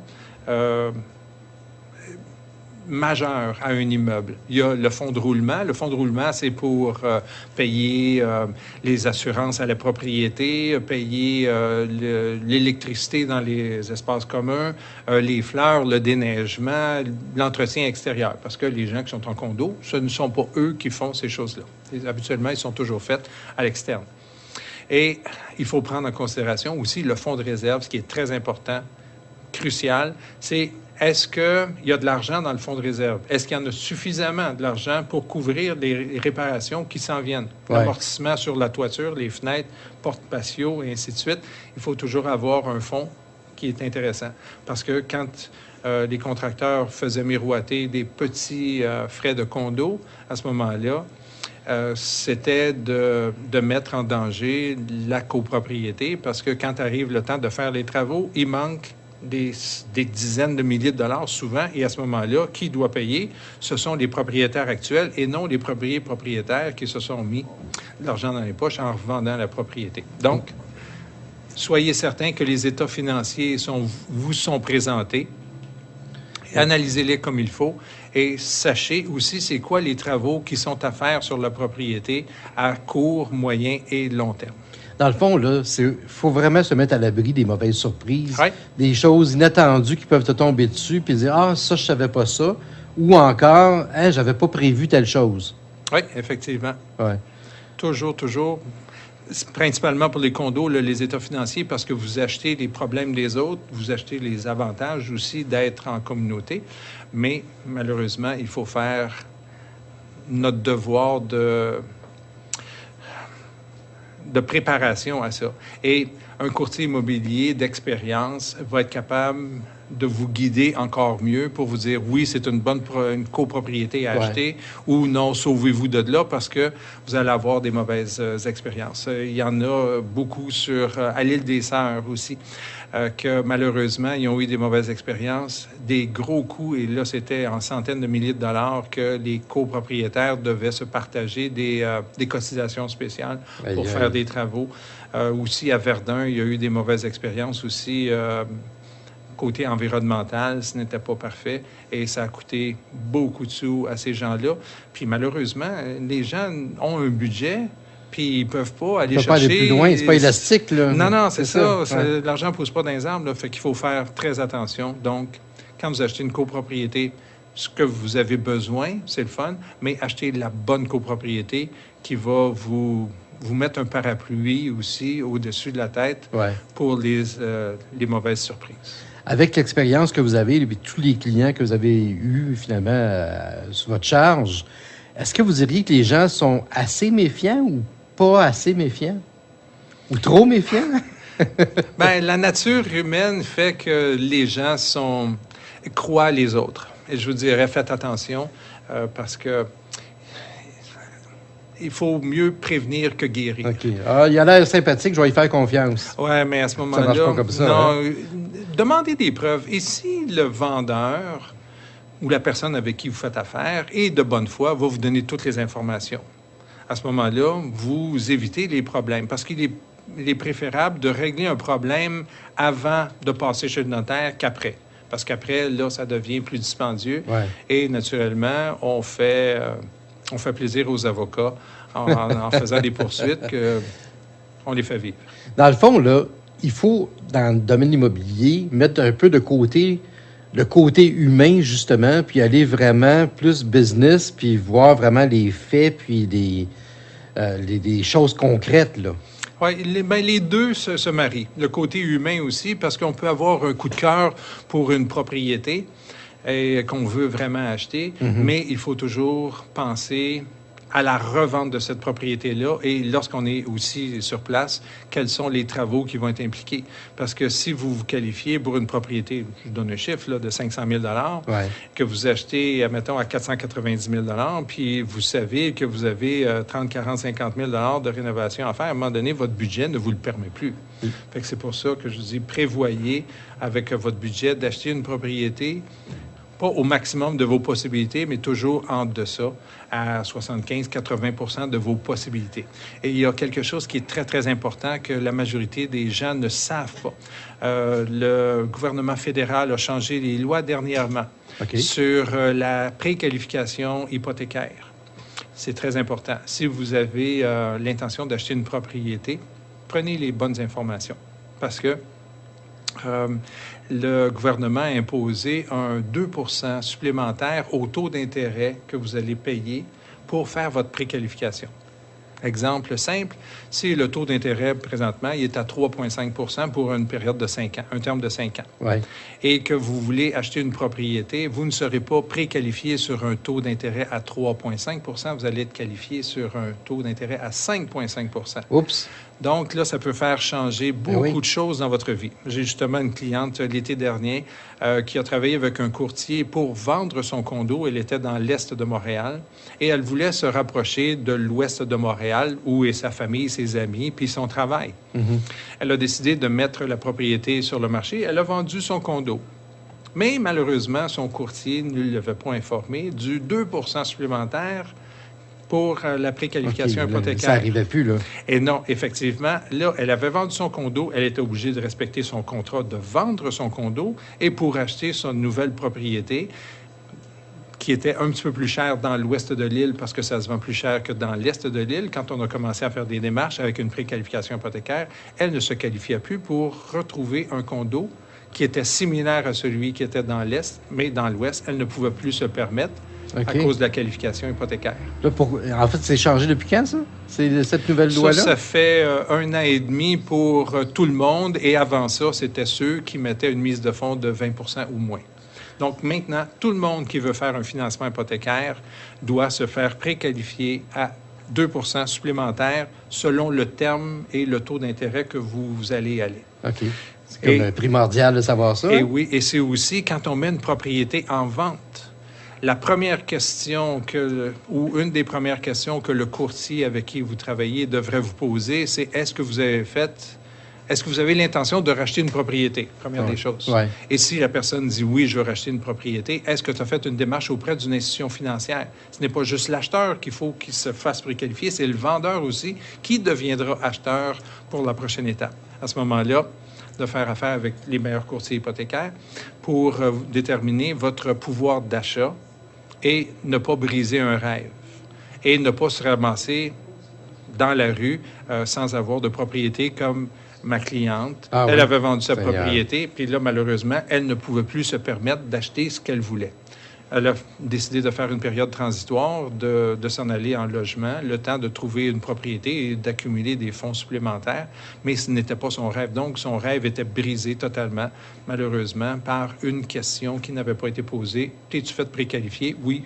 Qu'est-ce que tu peux te permettre? Oui. Dans le fond, c'est comme vous disiez tantôt, il faut prévoir l'imprévisible, mais il faut que tu aies devant toi la personne qui va te donner toutes les informations, parce que quelqu'un qui ne s'y connaît pas, là, quand tu arrives pour acheter une maison ou vendre une propriété, tu connais pas tous ces petits détails-là, puis il faut que tu aies quelqu'un de confiance en face de toi, comme vous, M. Gamache. Ça me fait bien plaisir, mais c'est de poser toutes les questions et à chaque fois que l'on fait une approche avec un acheteur ou un vendeur, on a toujours une série de questions à poser avant de même anticiper le moment là, de mettre la propriété sur le marché.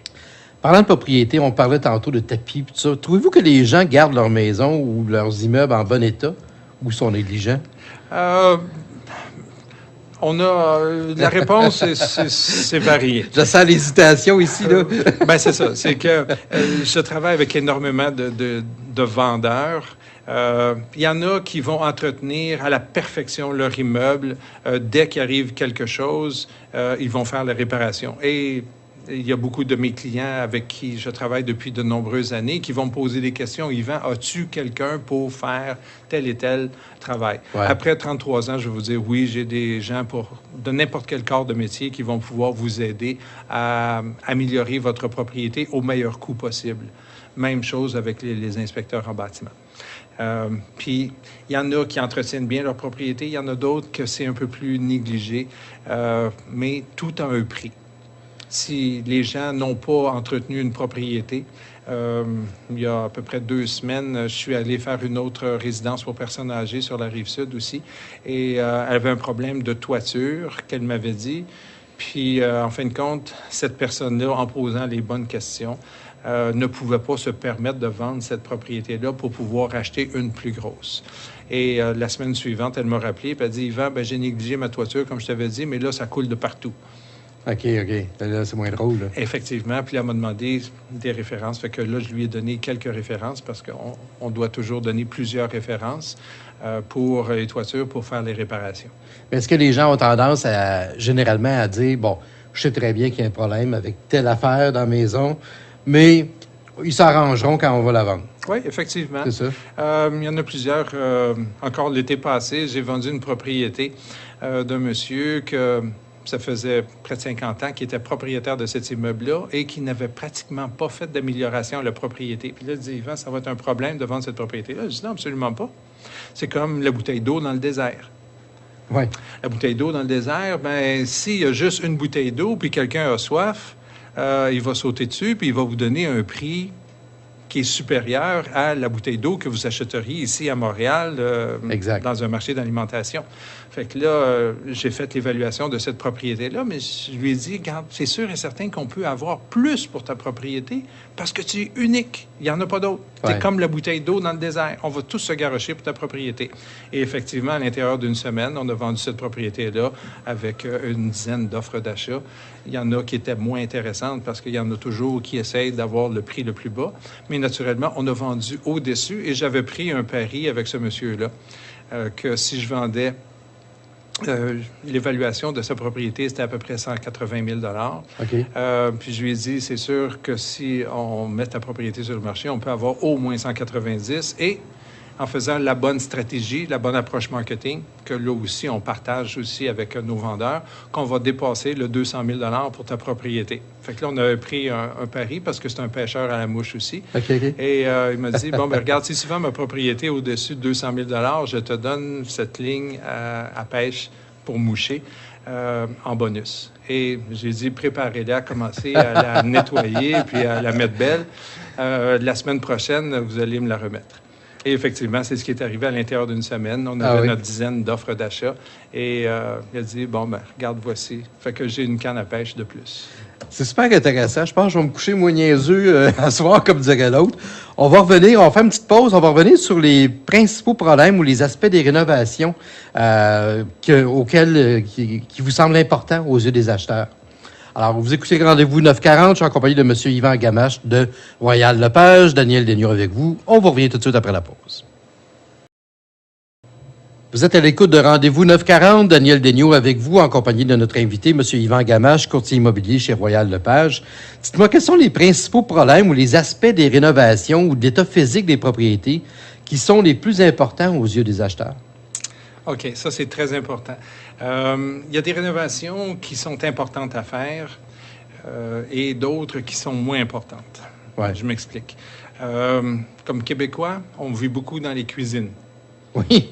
Oui, effectivement. Et au fil des ans, on peut partir une historique là, qui commence au 1900, que les propriétés, les chambres à coucher étaient plus petites, où est-ce qu'on n'avait pas de garde-robe, où est-ce qu'on pouvait entasser 2, 3 enfants, 2, 3, 4 enfants. Oui. C'était juste pour dormir. Après ça, les chambres à coucher ont évolué, sont devenues plus grandes. Les salles de bain ont pris de l'importance aussi. Maintenant, on a des salles de bain qui sont de la même grandeur qu'une chambre à coucher. Et pour les améliorations, naturellement, il faut faire les améliorations au bon endroit. Ce que l'on parlait tout à l'heure, il ne faut pas mettre des sous trop sur une propriété qui est de moins grande envergure. Une propriété de 300 000 $, vous ne mettrez pas une cuisine de 100 000 $. Par contre, si vous avez une propriété d'1 million, vous ne mettrez pas une cuisine à 5 000 $. Non, c'est ça. Fait qu'il faut prendre en considération, naturellement, le type de propriété. Les choses les plus importantes sont à faire, c'est toujours de protéger la coquille de l'extérieur des intempéries. Donc, les toitures, il faut faire attention, il faut bien les entretenir. Une toiture plate, où est-ce que c'est goudron-gravier, les gens pensent que c'est bon à vie, mais non, il faut toujours monter sur la toiture à tous les printemps, à tous les automnes pour être certain qu'elle est en bonne condition, parce que le soleil va affecter le goudron et il va faire craquer ce goudron-là, puis malheureusement, ça va se détruire plus rapidement. Dans le fond, il faut aller à la base, là, vraiment. C'est ça, il faut écouter. Ce qu'un de mes clients me disait aussi, il faut écouter aussi. Votre fournaise, si elle fait un bruit bizarre, il ne faut pas penser qu'elle va s'arranger toute seule. Il faut vraiment faire venir le réparateur, votre homme de confiance, pour réparer ça. Toiture, fenêtre, des dépenses qui sont vraiment minimes. Le calfeutrage, un contenant de calfeutrage va coûter 5, 6, 7 $, mais ça peut vous faire sauver des centaines, voire des milliers de dollars en problème. Ouais. Parce que s'il y a de l'infiltration d'eau qui vient d'une fenêtre, que vous ne vous en apercevez pas, que l'eau va rentrer entre le parement de briques et votre placo-plâtre, le Gyproc à l'intérieur, Ouais. bien, à ce moment-là, ça peut causer de problèmes immenses, détérioration de la structure. Ça peut même aller que les fourmis charpentières vont décider de rentrer dans votre maison. Non, tu veux pas ça, là, tu veux pas ça. Absolument pas. Problème d'humidité majeur à la propriété. Après ça, c'est de la moisissure. Après ça, c'est des champignons. Et malheureusement, on arrive à un problème qui peut être assez grave jusqu'à la démolition de la maison parce qu'il n'y a plus rien à faire avec ça. Il faut vraiment être à l'écoute de sa propriété. Et je travaille naturellement avec d'excellents inspecteurs en bâtiment qui donnent la marche à suivre avec la propriété. Quand on l'achète, quel est le problème? Quelle est la solution? Quels sont les coûts qui viennent avec ça? Ça, c'est d'excellents inspecteurs en bâtiment qu'il faut prendre naturellement. Pas ceux qui disent, vérifiez avec un expert.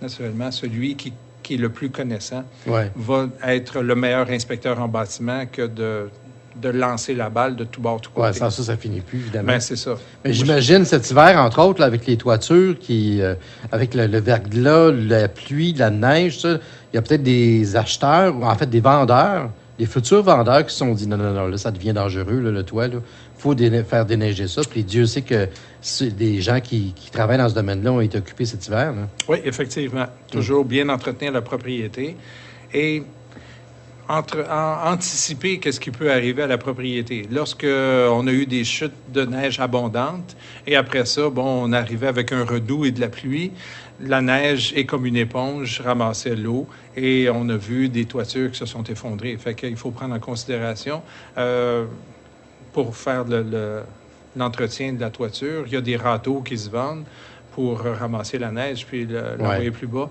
Si ce sont des toitures plates, avec une membrane élastomère ou goudron gravier, malheureusement, vous ne pouvez pas faire ça. Ça vous prend des déneigeurs. Des déneigeurs pour faire ce travail-là. Et ne mettez pas votre vie en péril pour aller faire un déneigement. Prenez des gens qui sont spécialisés pour faire ça. Oui, effectivement. On en a parlé un peu plus tôt au cours de l'émission, mais je trouve ça tellement important, dans le fond. Quand vous avez une visite, est-ce qu'il y a des choses à faire ou des trucs que vous recommandez aux vendeurs de faire avant d'avoir la vente comme telle ou d'espérer pouvoir vendre la maison? Oui, définitivement. Il y a toujours, ce qu'on parlait là, du staging, mais de bien préparer la propriété et aux vendeurs qui sont souvent bien intentionnés, qui veulent être là, suivre l'acheteur de pièce en pièce pour lui dire, regarde, ça c'est la cuisine, ça c'est la salle de bain, ça c'est le salon. Les gens sont capables de découvrir ça de par eux-mêmes. Oui, c'est ça. Tu les laisses aller dans la maison. Exactement. Laissez-les aller dans la propriété pour leur faire découvrir, leur faire sentir comme s'ils étaient chez eux. Et il n'y a personne qui veut se faire respirer dans l'oreille. Ils veulent parler avec leur courtier. Ils veulent échanger avec eux autres. Ils veulent dire, oui, j'aime cette propriété-là. Non, j'aime pas cette propriété-là parce que ça, oui, mais le courtier peut amener des solutions aussi. Dire, regarde, OK, ça, c'est moins important. On peut faire cette amélioration-là. Mais si vous êtes tout le temps en arrière de votre acheteur, à ce moment-là, il ne se sentira pas à l'aise, il va se sentir pressé et il va toujours avoir l'œil sur vous plutôt que de regarder ce qu'il est venu faire, c'est-à-dire visiter la propriété. À ce moment-là, je conseille toujours à mes acheteurs de soit aller à l'extérieur de la maison. Sentez-vous en sécurité. Les courtiers immobiliers, on est responsable des acheteurs avec qui on fait les visites. Allez faire un tour à l'extérieur. Laissez votre acheteur s'imprégner de votre propriété pour qu'il l'apprécie. Naturellement, avec la meilleure préparation, ce que l'on va faire pour vous. Même pour vous, est-ce que vous vous sentez plus à l'aise quand les gens, les occupants de la maison, sont à l'extérieur pour pouvoir parler à vos clients potentiels? Oui, j'imagine. Parce que aussi, on parle de stratégie. Et j'ai vu dernièrement qu'il y avait des vendeurs qui étaient sur le côté technologique aussi. Là. Ne parlez pas trop comme acheteur dans une propriété parce qu'il y a des vendeurs maintenant qui mettent des caméras puis des micros que ça peut vous nuire lors de la négociation. Ah oui? Quand je travaille avec des acheteurs, lorsqu'on va faire la propriété, je les laisse s'imprégner de cette propriété-là, mais je leur dis, gardez ce qu'on appelle le poker face. Oui, oui.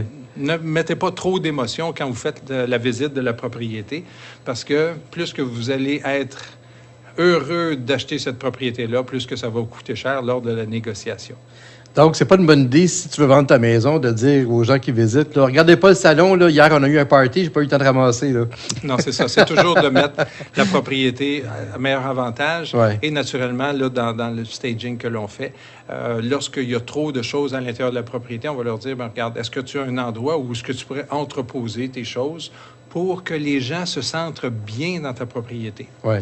À ce moment-là, s'ils n'ont pas un endroit, un cabanon ou un garage pour empiler de belle façon, naturellement, il faut que ça soit bien fait. Ça a l'air d'un fouillis. C'est ça. Ça n'aide pas si vous prenez tout ce qui est dans l'appartement ou dans la maison, puis vous le garochez dans le garage. Là, ça a l'air négligé. À ce moment-là, c'est mieux de prendre un entrepôt public pour aller mettre vos choses là pour quelques semaines, voire un mois, le temps que la propriété soit vendue. Ce qui est à mon avantage, là, c'est quand on met les propriétés à l'intérieur de 2 semaines, 3 semaines, habituellement, tout est fait que vous pouvez ramener les choses à la maison. Ouais. Mais ça vous aide aussi à mettre les choses dans les boîtes. Pour la prochaine étape, vous déménagez ailleurs, donc votre déménagement est déjà en branle parce que vous avez déjà des choses en boîte. Tu commences à faire ton ménage, dans le fond. Oui, ouais. Effectivement. Puis, ce que vous n'utilisez pas là, depuis 2-3 ans, peut-être 4 ans, là, ça serait peut-être le temps de vous en débarrasser. Et penser. Dans le fond, tu prépares ta maison comme s'il y avait un photographe d'un grand magazine qui allait venir chez vous et faire des photos qui vont être publiées dans le magazine. Tu veux pas que ça ait l'air d'une soie à cochon. Tu veux que ça soit propre, que ça soit beau, puis bon, qu'il y ait des fleurs peut-être sur le comptoir, des choses comme ça, mais que ça soit vraiment digne de figurer dans un magazine. À ce moment-là... Effectivement. C'est ce que je propose toujours à mes clients lorsqu'on va faire... on fait la documentation en premier, déclaration de vendeur, contrat de courtage, et après ça, pour la prise de photos, lorsque tout est fait, toute la documentation est faite, là, on va faire le tour de la propriété pour améliorer cette propriété-là, la mettre la plus belle possible. Ouais. Et lorsque c'est fait, à l'intérieur d'une journée, 2 jours, il y en a que c'est prêt immédiatement, là, on fait venir un photographe et naturellement, on n'a jamais une deuxième chance de faire une première bonne impression. Ouais. Fait que ce que je propose à mes gens, c'est de bien améliorer l'intérieur de la propriété, pas faire des cachettes, mais vraiment la mettre à son meilleur jour. S'il y a des petits coups de peinture à faire, c'est possible aussi, là. Mais qu'elle soit la plus belle possible pour que la prise des photos soit fantastique. Et maintenant, on peut mettre une centaine de photos dans une inscription pour bien la montrer. C'est rare qu'on en met autant que ça, mais mieux cette propriété-là sera préparée, plus attrayante elle sera pour la mettre sur le marché. Et ça te prend de bonnes photos, évidemment, parce que quand tu commences à regarder ça, puis tu te dis, oh non, regarde, ça a mal été pris, cette photo-là, c'est à contre-jour, puis ça, on voit pas bien. Oui, énormément. Tout à l'heure, vous m'avez posé la question que j'étais tuteur, effectivement. Ouais. J'entraîne des nouveaux courtiers et des courtiers un peu plus qui ont un peu plus d'âge, mais qui ont besoin d'aide. Et dans les choses que je leur parle, effectivement, la prise de photos.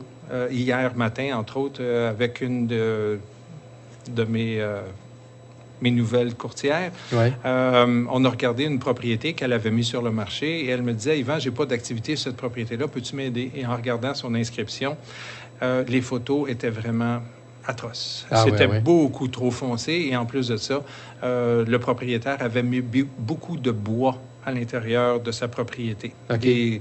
Des moulures de bois, des murs de bois, des planchers de bois. C'était foncé. Puis en plus de ça, les photos étaient mauvaises. Et je lui ai suggéré de retourner, de faire une séance de photos avec un professionnel, ce qu'on fait toujours dans mon équipe, là, pour mettre la propriété à son meilleur avantage. Là, c'est bien beau parler de maison à vendre, mais quand vient le temps des hypothèques, quel type de prêt hypothécaire vous suggérez, vous?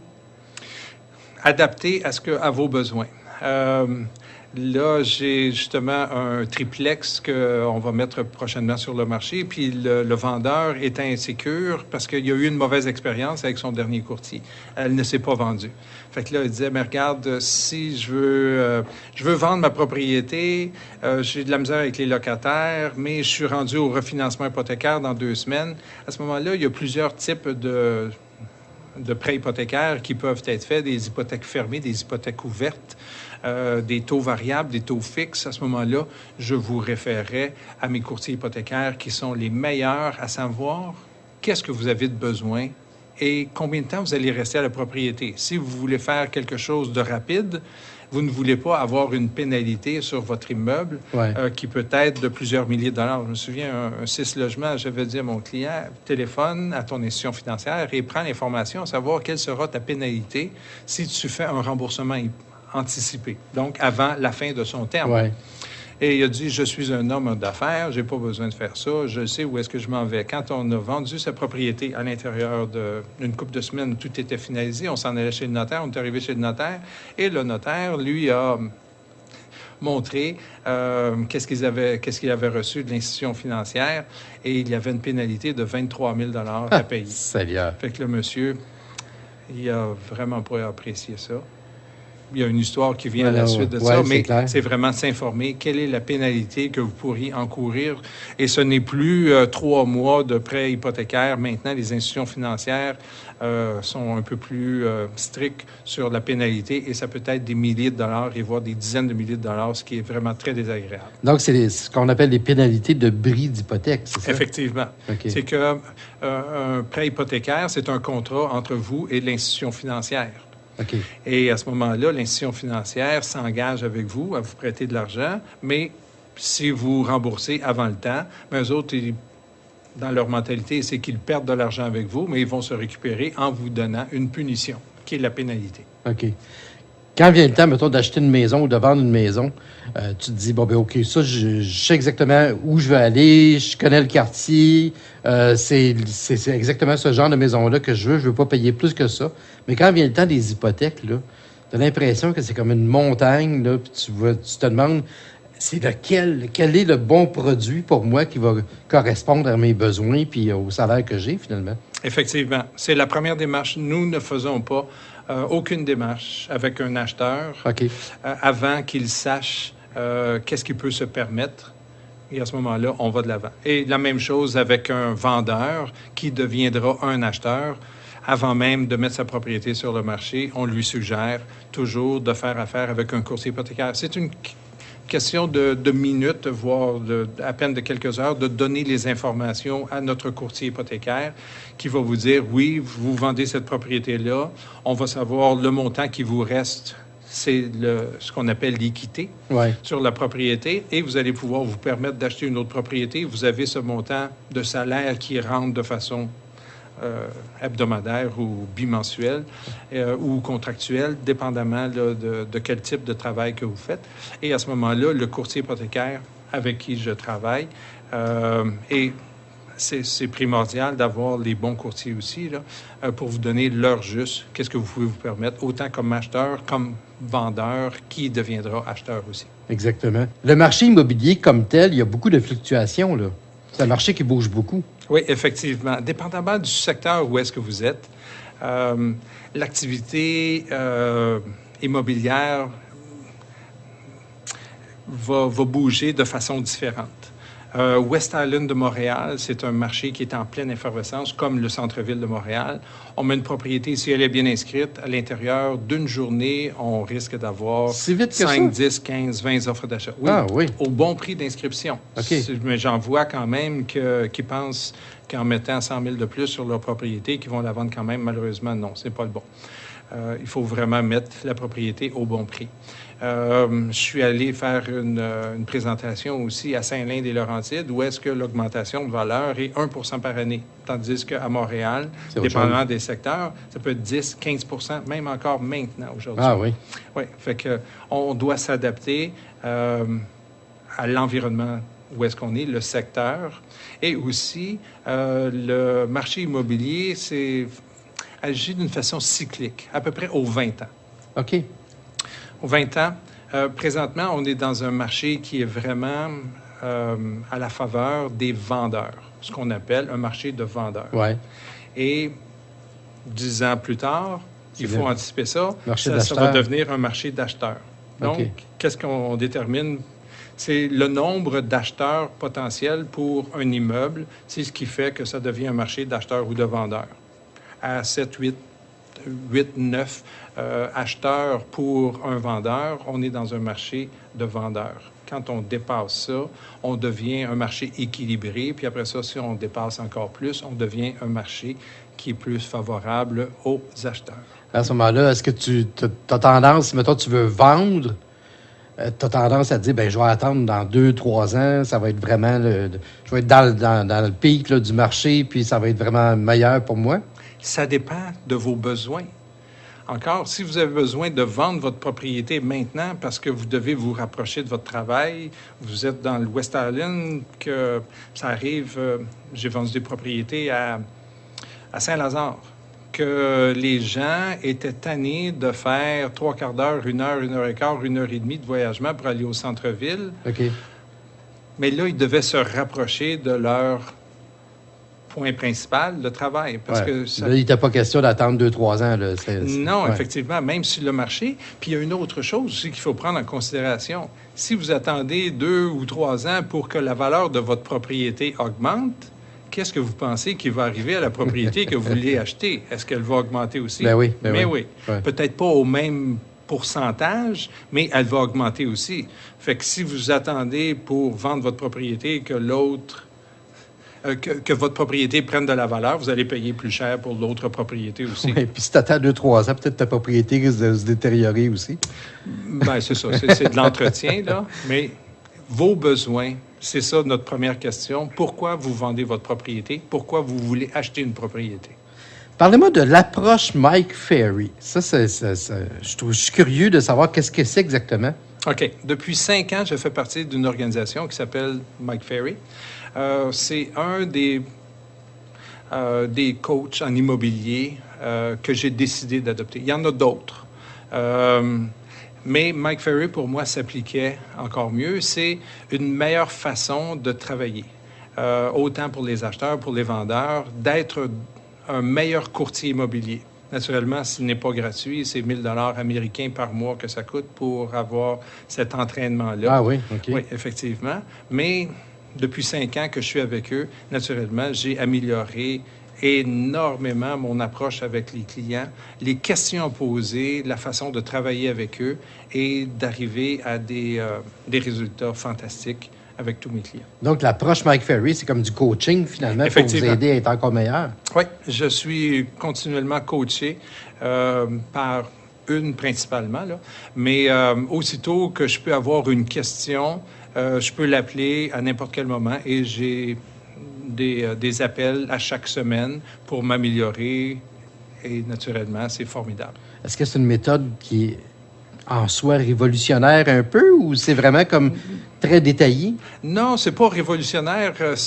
Ça fait 40 ans que Mike Ferry prône sa façon de travailler. Okay. C'est l'approche directe. Naturellement, on n'a jamais une deuxième chance de faire une première bonne impression pour mettre une propriété sur le marché. Mais eux nous montrent comment bien préparer notre approche avec chacun des clients. Autant un acheteur, un investisseur, un profane, n'importe qui, ça va nous aider à bien préparer notre approche avec cette personne-là, de vendre ou d'acheter au meilleur prix possible, de donner les meilleures informations possibles, d'aller se chercher aussi des informations comme à la Régie du logement. Il y a plein de choses qui ont été changées dernièrement à la Régie du logement que lorsqu'on travaille avec un acheteur, si on s'en va pour une propriété puis dit « Oh, tu veux entrer dans un logement? » Bien, il y a des choses... Il faut que tu sois au courant de ça, ouais. C'est ça. On ne peut pas mettre un locataire dehors comme ça. Il faut vraiment respecter la réglementation de la Régie du logement.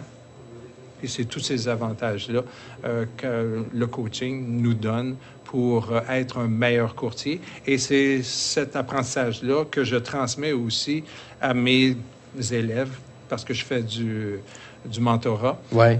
Et je les amène à un niveau supérieur, comment bien se préparer pour chacune des rencontres que l'on fait avec chacun des clients mettre la propriété et la vendre naturellement au meilleur prix possible pour notre vendeur, ce qu'il recherche. Au fait, c'est qui Mike Ferry? Mike Ferry, c'est un ancien courtier immobilier qui est arrivé dans un bureau, puis qu'on lui disait, voici un téléphone, voici ta place de travail et débrouille-toi. Maintenant, ce n'est plus tout à fait la bonne façon. Ouais. Et à notre bureau, c'est ce que l'on prône. On a un centre d'appel, le seul centre d'appel dans la province de Québec. On est le meilleur bureau, effectivement, de ce côté-là. On fait beaucoup d'appels et... Naturellement, l'inscription est la meilleure chose que l'on peut avoir pour vendre la propriété avec le bon prix et la bonne commission offerte au courtier. Mais après ça, il y a des approches directes que l'on doit faire aussi. On doit dire aux autres courtiers que là, on a inscrit une belle propriété à un bon prix et que l'on offre une belle commission. Après ça, il faut parler aussi aux voisins qui peuvent connaître des gens qui aimeraient s'installer dans ce quartier-là. Oui, c'est ça. On va faire aussi des appels à nos clients qui recherchent des propriétés, nos anciens acheteurs ou vendeurs qui recherchent peut-être des propriétés quand on fait du multifamilial. C'est sûr et certain qu'on a une banque d'acheteurs qui sont là. Ah, je viens d'inscrire un 6, un 12, un 20, un 30 logements. Est-ce que tu es toujours dans la recherche de propriété? Oui, à ce moment-là. Et quand on inscrit une propriété, ce vendeur-là devient un acheteur, mais si on ne trouve pas la propriété qui est sur le marché, bien, on a des façons supplémentaires pour aller chercher une autre propriété, comme on va aller voir les propriétés qui ne se sont pas vendues, les expirées. OK. Puis à ce moment-là, on trouve une façon. Donc, on trouve des acheteurs pour nos vendeurs, puis on trouve des vendeurs pour nos acheteurs. C'est une roue qui tourne, finalement. Effectivement. Quand on parle de vendeurs puis d'acheteurs, est-ce qu'il y a un temps propice, un meilleur temps pour dire, OK, là, c'est le bon temps, je vais vendre ma maison, c'est le printemps, il fait beau, ou pour acheter? Ah, ça, c'est une excellente question. Dépendamment du type de propriété que vous voulez acheter. Si c'est une propriété unifamiliale, on peut acheter et vendre une propriété unifamiliale à n'importe quel moment de l'année, tant qu'elle est en bonne condition ou adaptée à sa valeur. Par contre, pour des propriétés multifamiliales de plus petite envergure, que quand on vise un propriétaire occupant qui a besoin d'un duplex, un triplex pour loger sa famille, ou peut-être un autre membre de sa famille aussi, son fils, sa fille, sa mère, son père. Réglementation, là, de la Régie du logement. À ce moment-là, la réglementation veut que l'on soit propriétaire et que l'on envoie un avis de reprise de possession d'un logement 6 mois avant l'échéance du bail. Donc, si vous voulez avoir la chance d'acheter n'importe quelle propriété, duplex, triplex, 4 logements, pour une relocation, pour votre famille ou un autre membre de votre famille, double occupation, à ce moment-là, il est préférable de se prendre à l'automne. OK. Parce que la majorité des baux ici au Québec viennent à échéance le 30 juin. Donc, si on parle de 6 mois avant l'échéance, il faut devenir propriétaire avant le 31 décembre et envoyer la lettre de reprise de possession avant le 31 décembre. Donc, avant cette période-là, donc, avec mes acheteurs, on commence à chercher au mois de septembre, octobre, pour prendre possession au mois de juin de l'année suivante. Parlez-moi de vous un peu. Qui sont vos clients? Qui fait affaire avec vous? J'ai beaucoup de clients. Des jeunes, des gens moins jeunes. Je fais beaucoup affaire avec des personnes d'un âge un peu plus avancé. Mais pour moi, n'importe quel client, tant qu'il est intéressé et il est motivé à acheter ou vendre une propriété, ça me fait plaisir. Je m'adapte à tous ces clients-là et j'ai une formidable équipe aussi avec qui je travaille, qui m'aide dans tous les aspects là, de chacune des étapes. C'est excitant d'accompagner des gens comme ça dans une décision aussi importante? Oui, effectivement. Et un de mes coachs, justement, en immobilier, me posait la question, « Pourquoi fais-tu de l'immobilier? » Chacun devrait se poser la question, pourquoi il fait ce type de travail-là. Et pour moi, l'immobilier, j'ai découvert pourquoi j'en faisais. C'est tout simplement que j'aime rendre service aux gens avec qui je travaille. C'est la partie la plus importante. Pour moi, le fond de mon cœur veut toujours aider mon prochain. Fait qu'autant l'acheteur que le vendeur, quand j'arrive chez le notaire et que je vois le beau grand sourire, c'est une satisfaction pour moi énorme. C'est un peu la même chose avec votre rôle de tuteur, finalement. Oui, effectivement. J'aime prodiguer ce que j'ai appris et surtout l'évaluation. Quand je travaille avec les nouveaux courtiers, la première des choses que l'on fait, c'est de bien se préparer pour le client avec qui on travaille, mais aussi le travail d'évaluation de propriété, de mise en marché et tout. C'est une succession qui est formidable et que j'adore. Alors, c'est super intéressant, M. Gamache. Alors, je vous remercie d'avoir été avec nous. On va se coucher moins niaiseux, hein, je le disais tantôt, là, mais vraiment, j'en ai appris beaucoup sur le sujet et je suis sûr que nos auditeurs ont apprécié. Alors, donc, je rappelle, M. Yvan Gamache, vous travaillez chez Royal Lepage.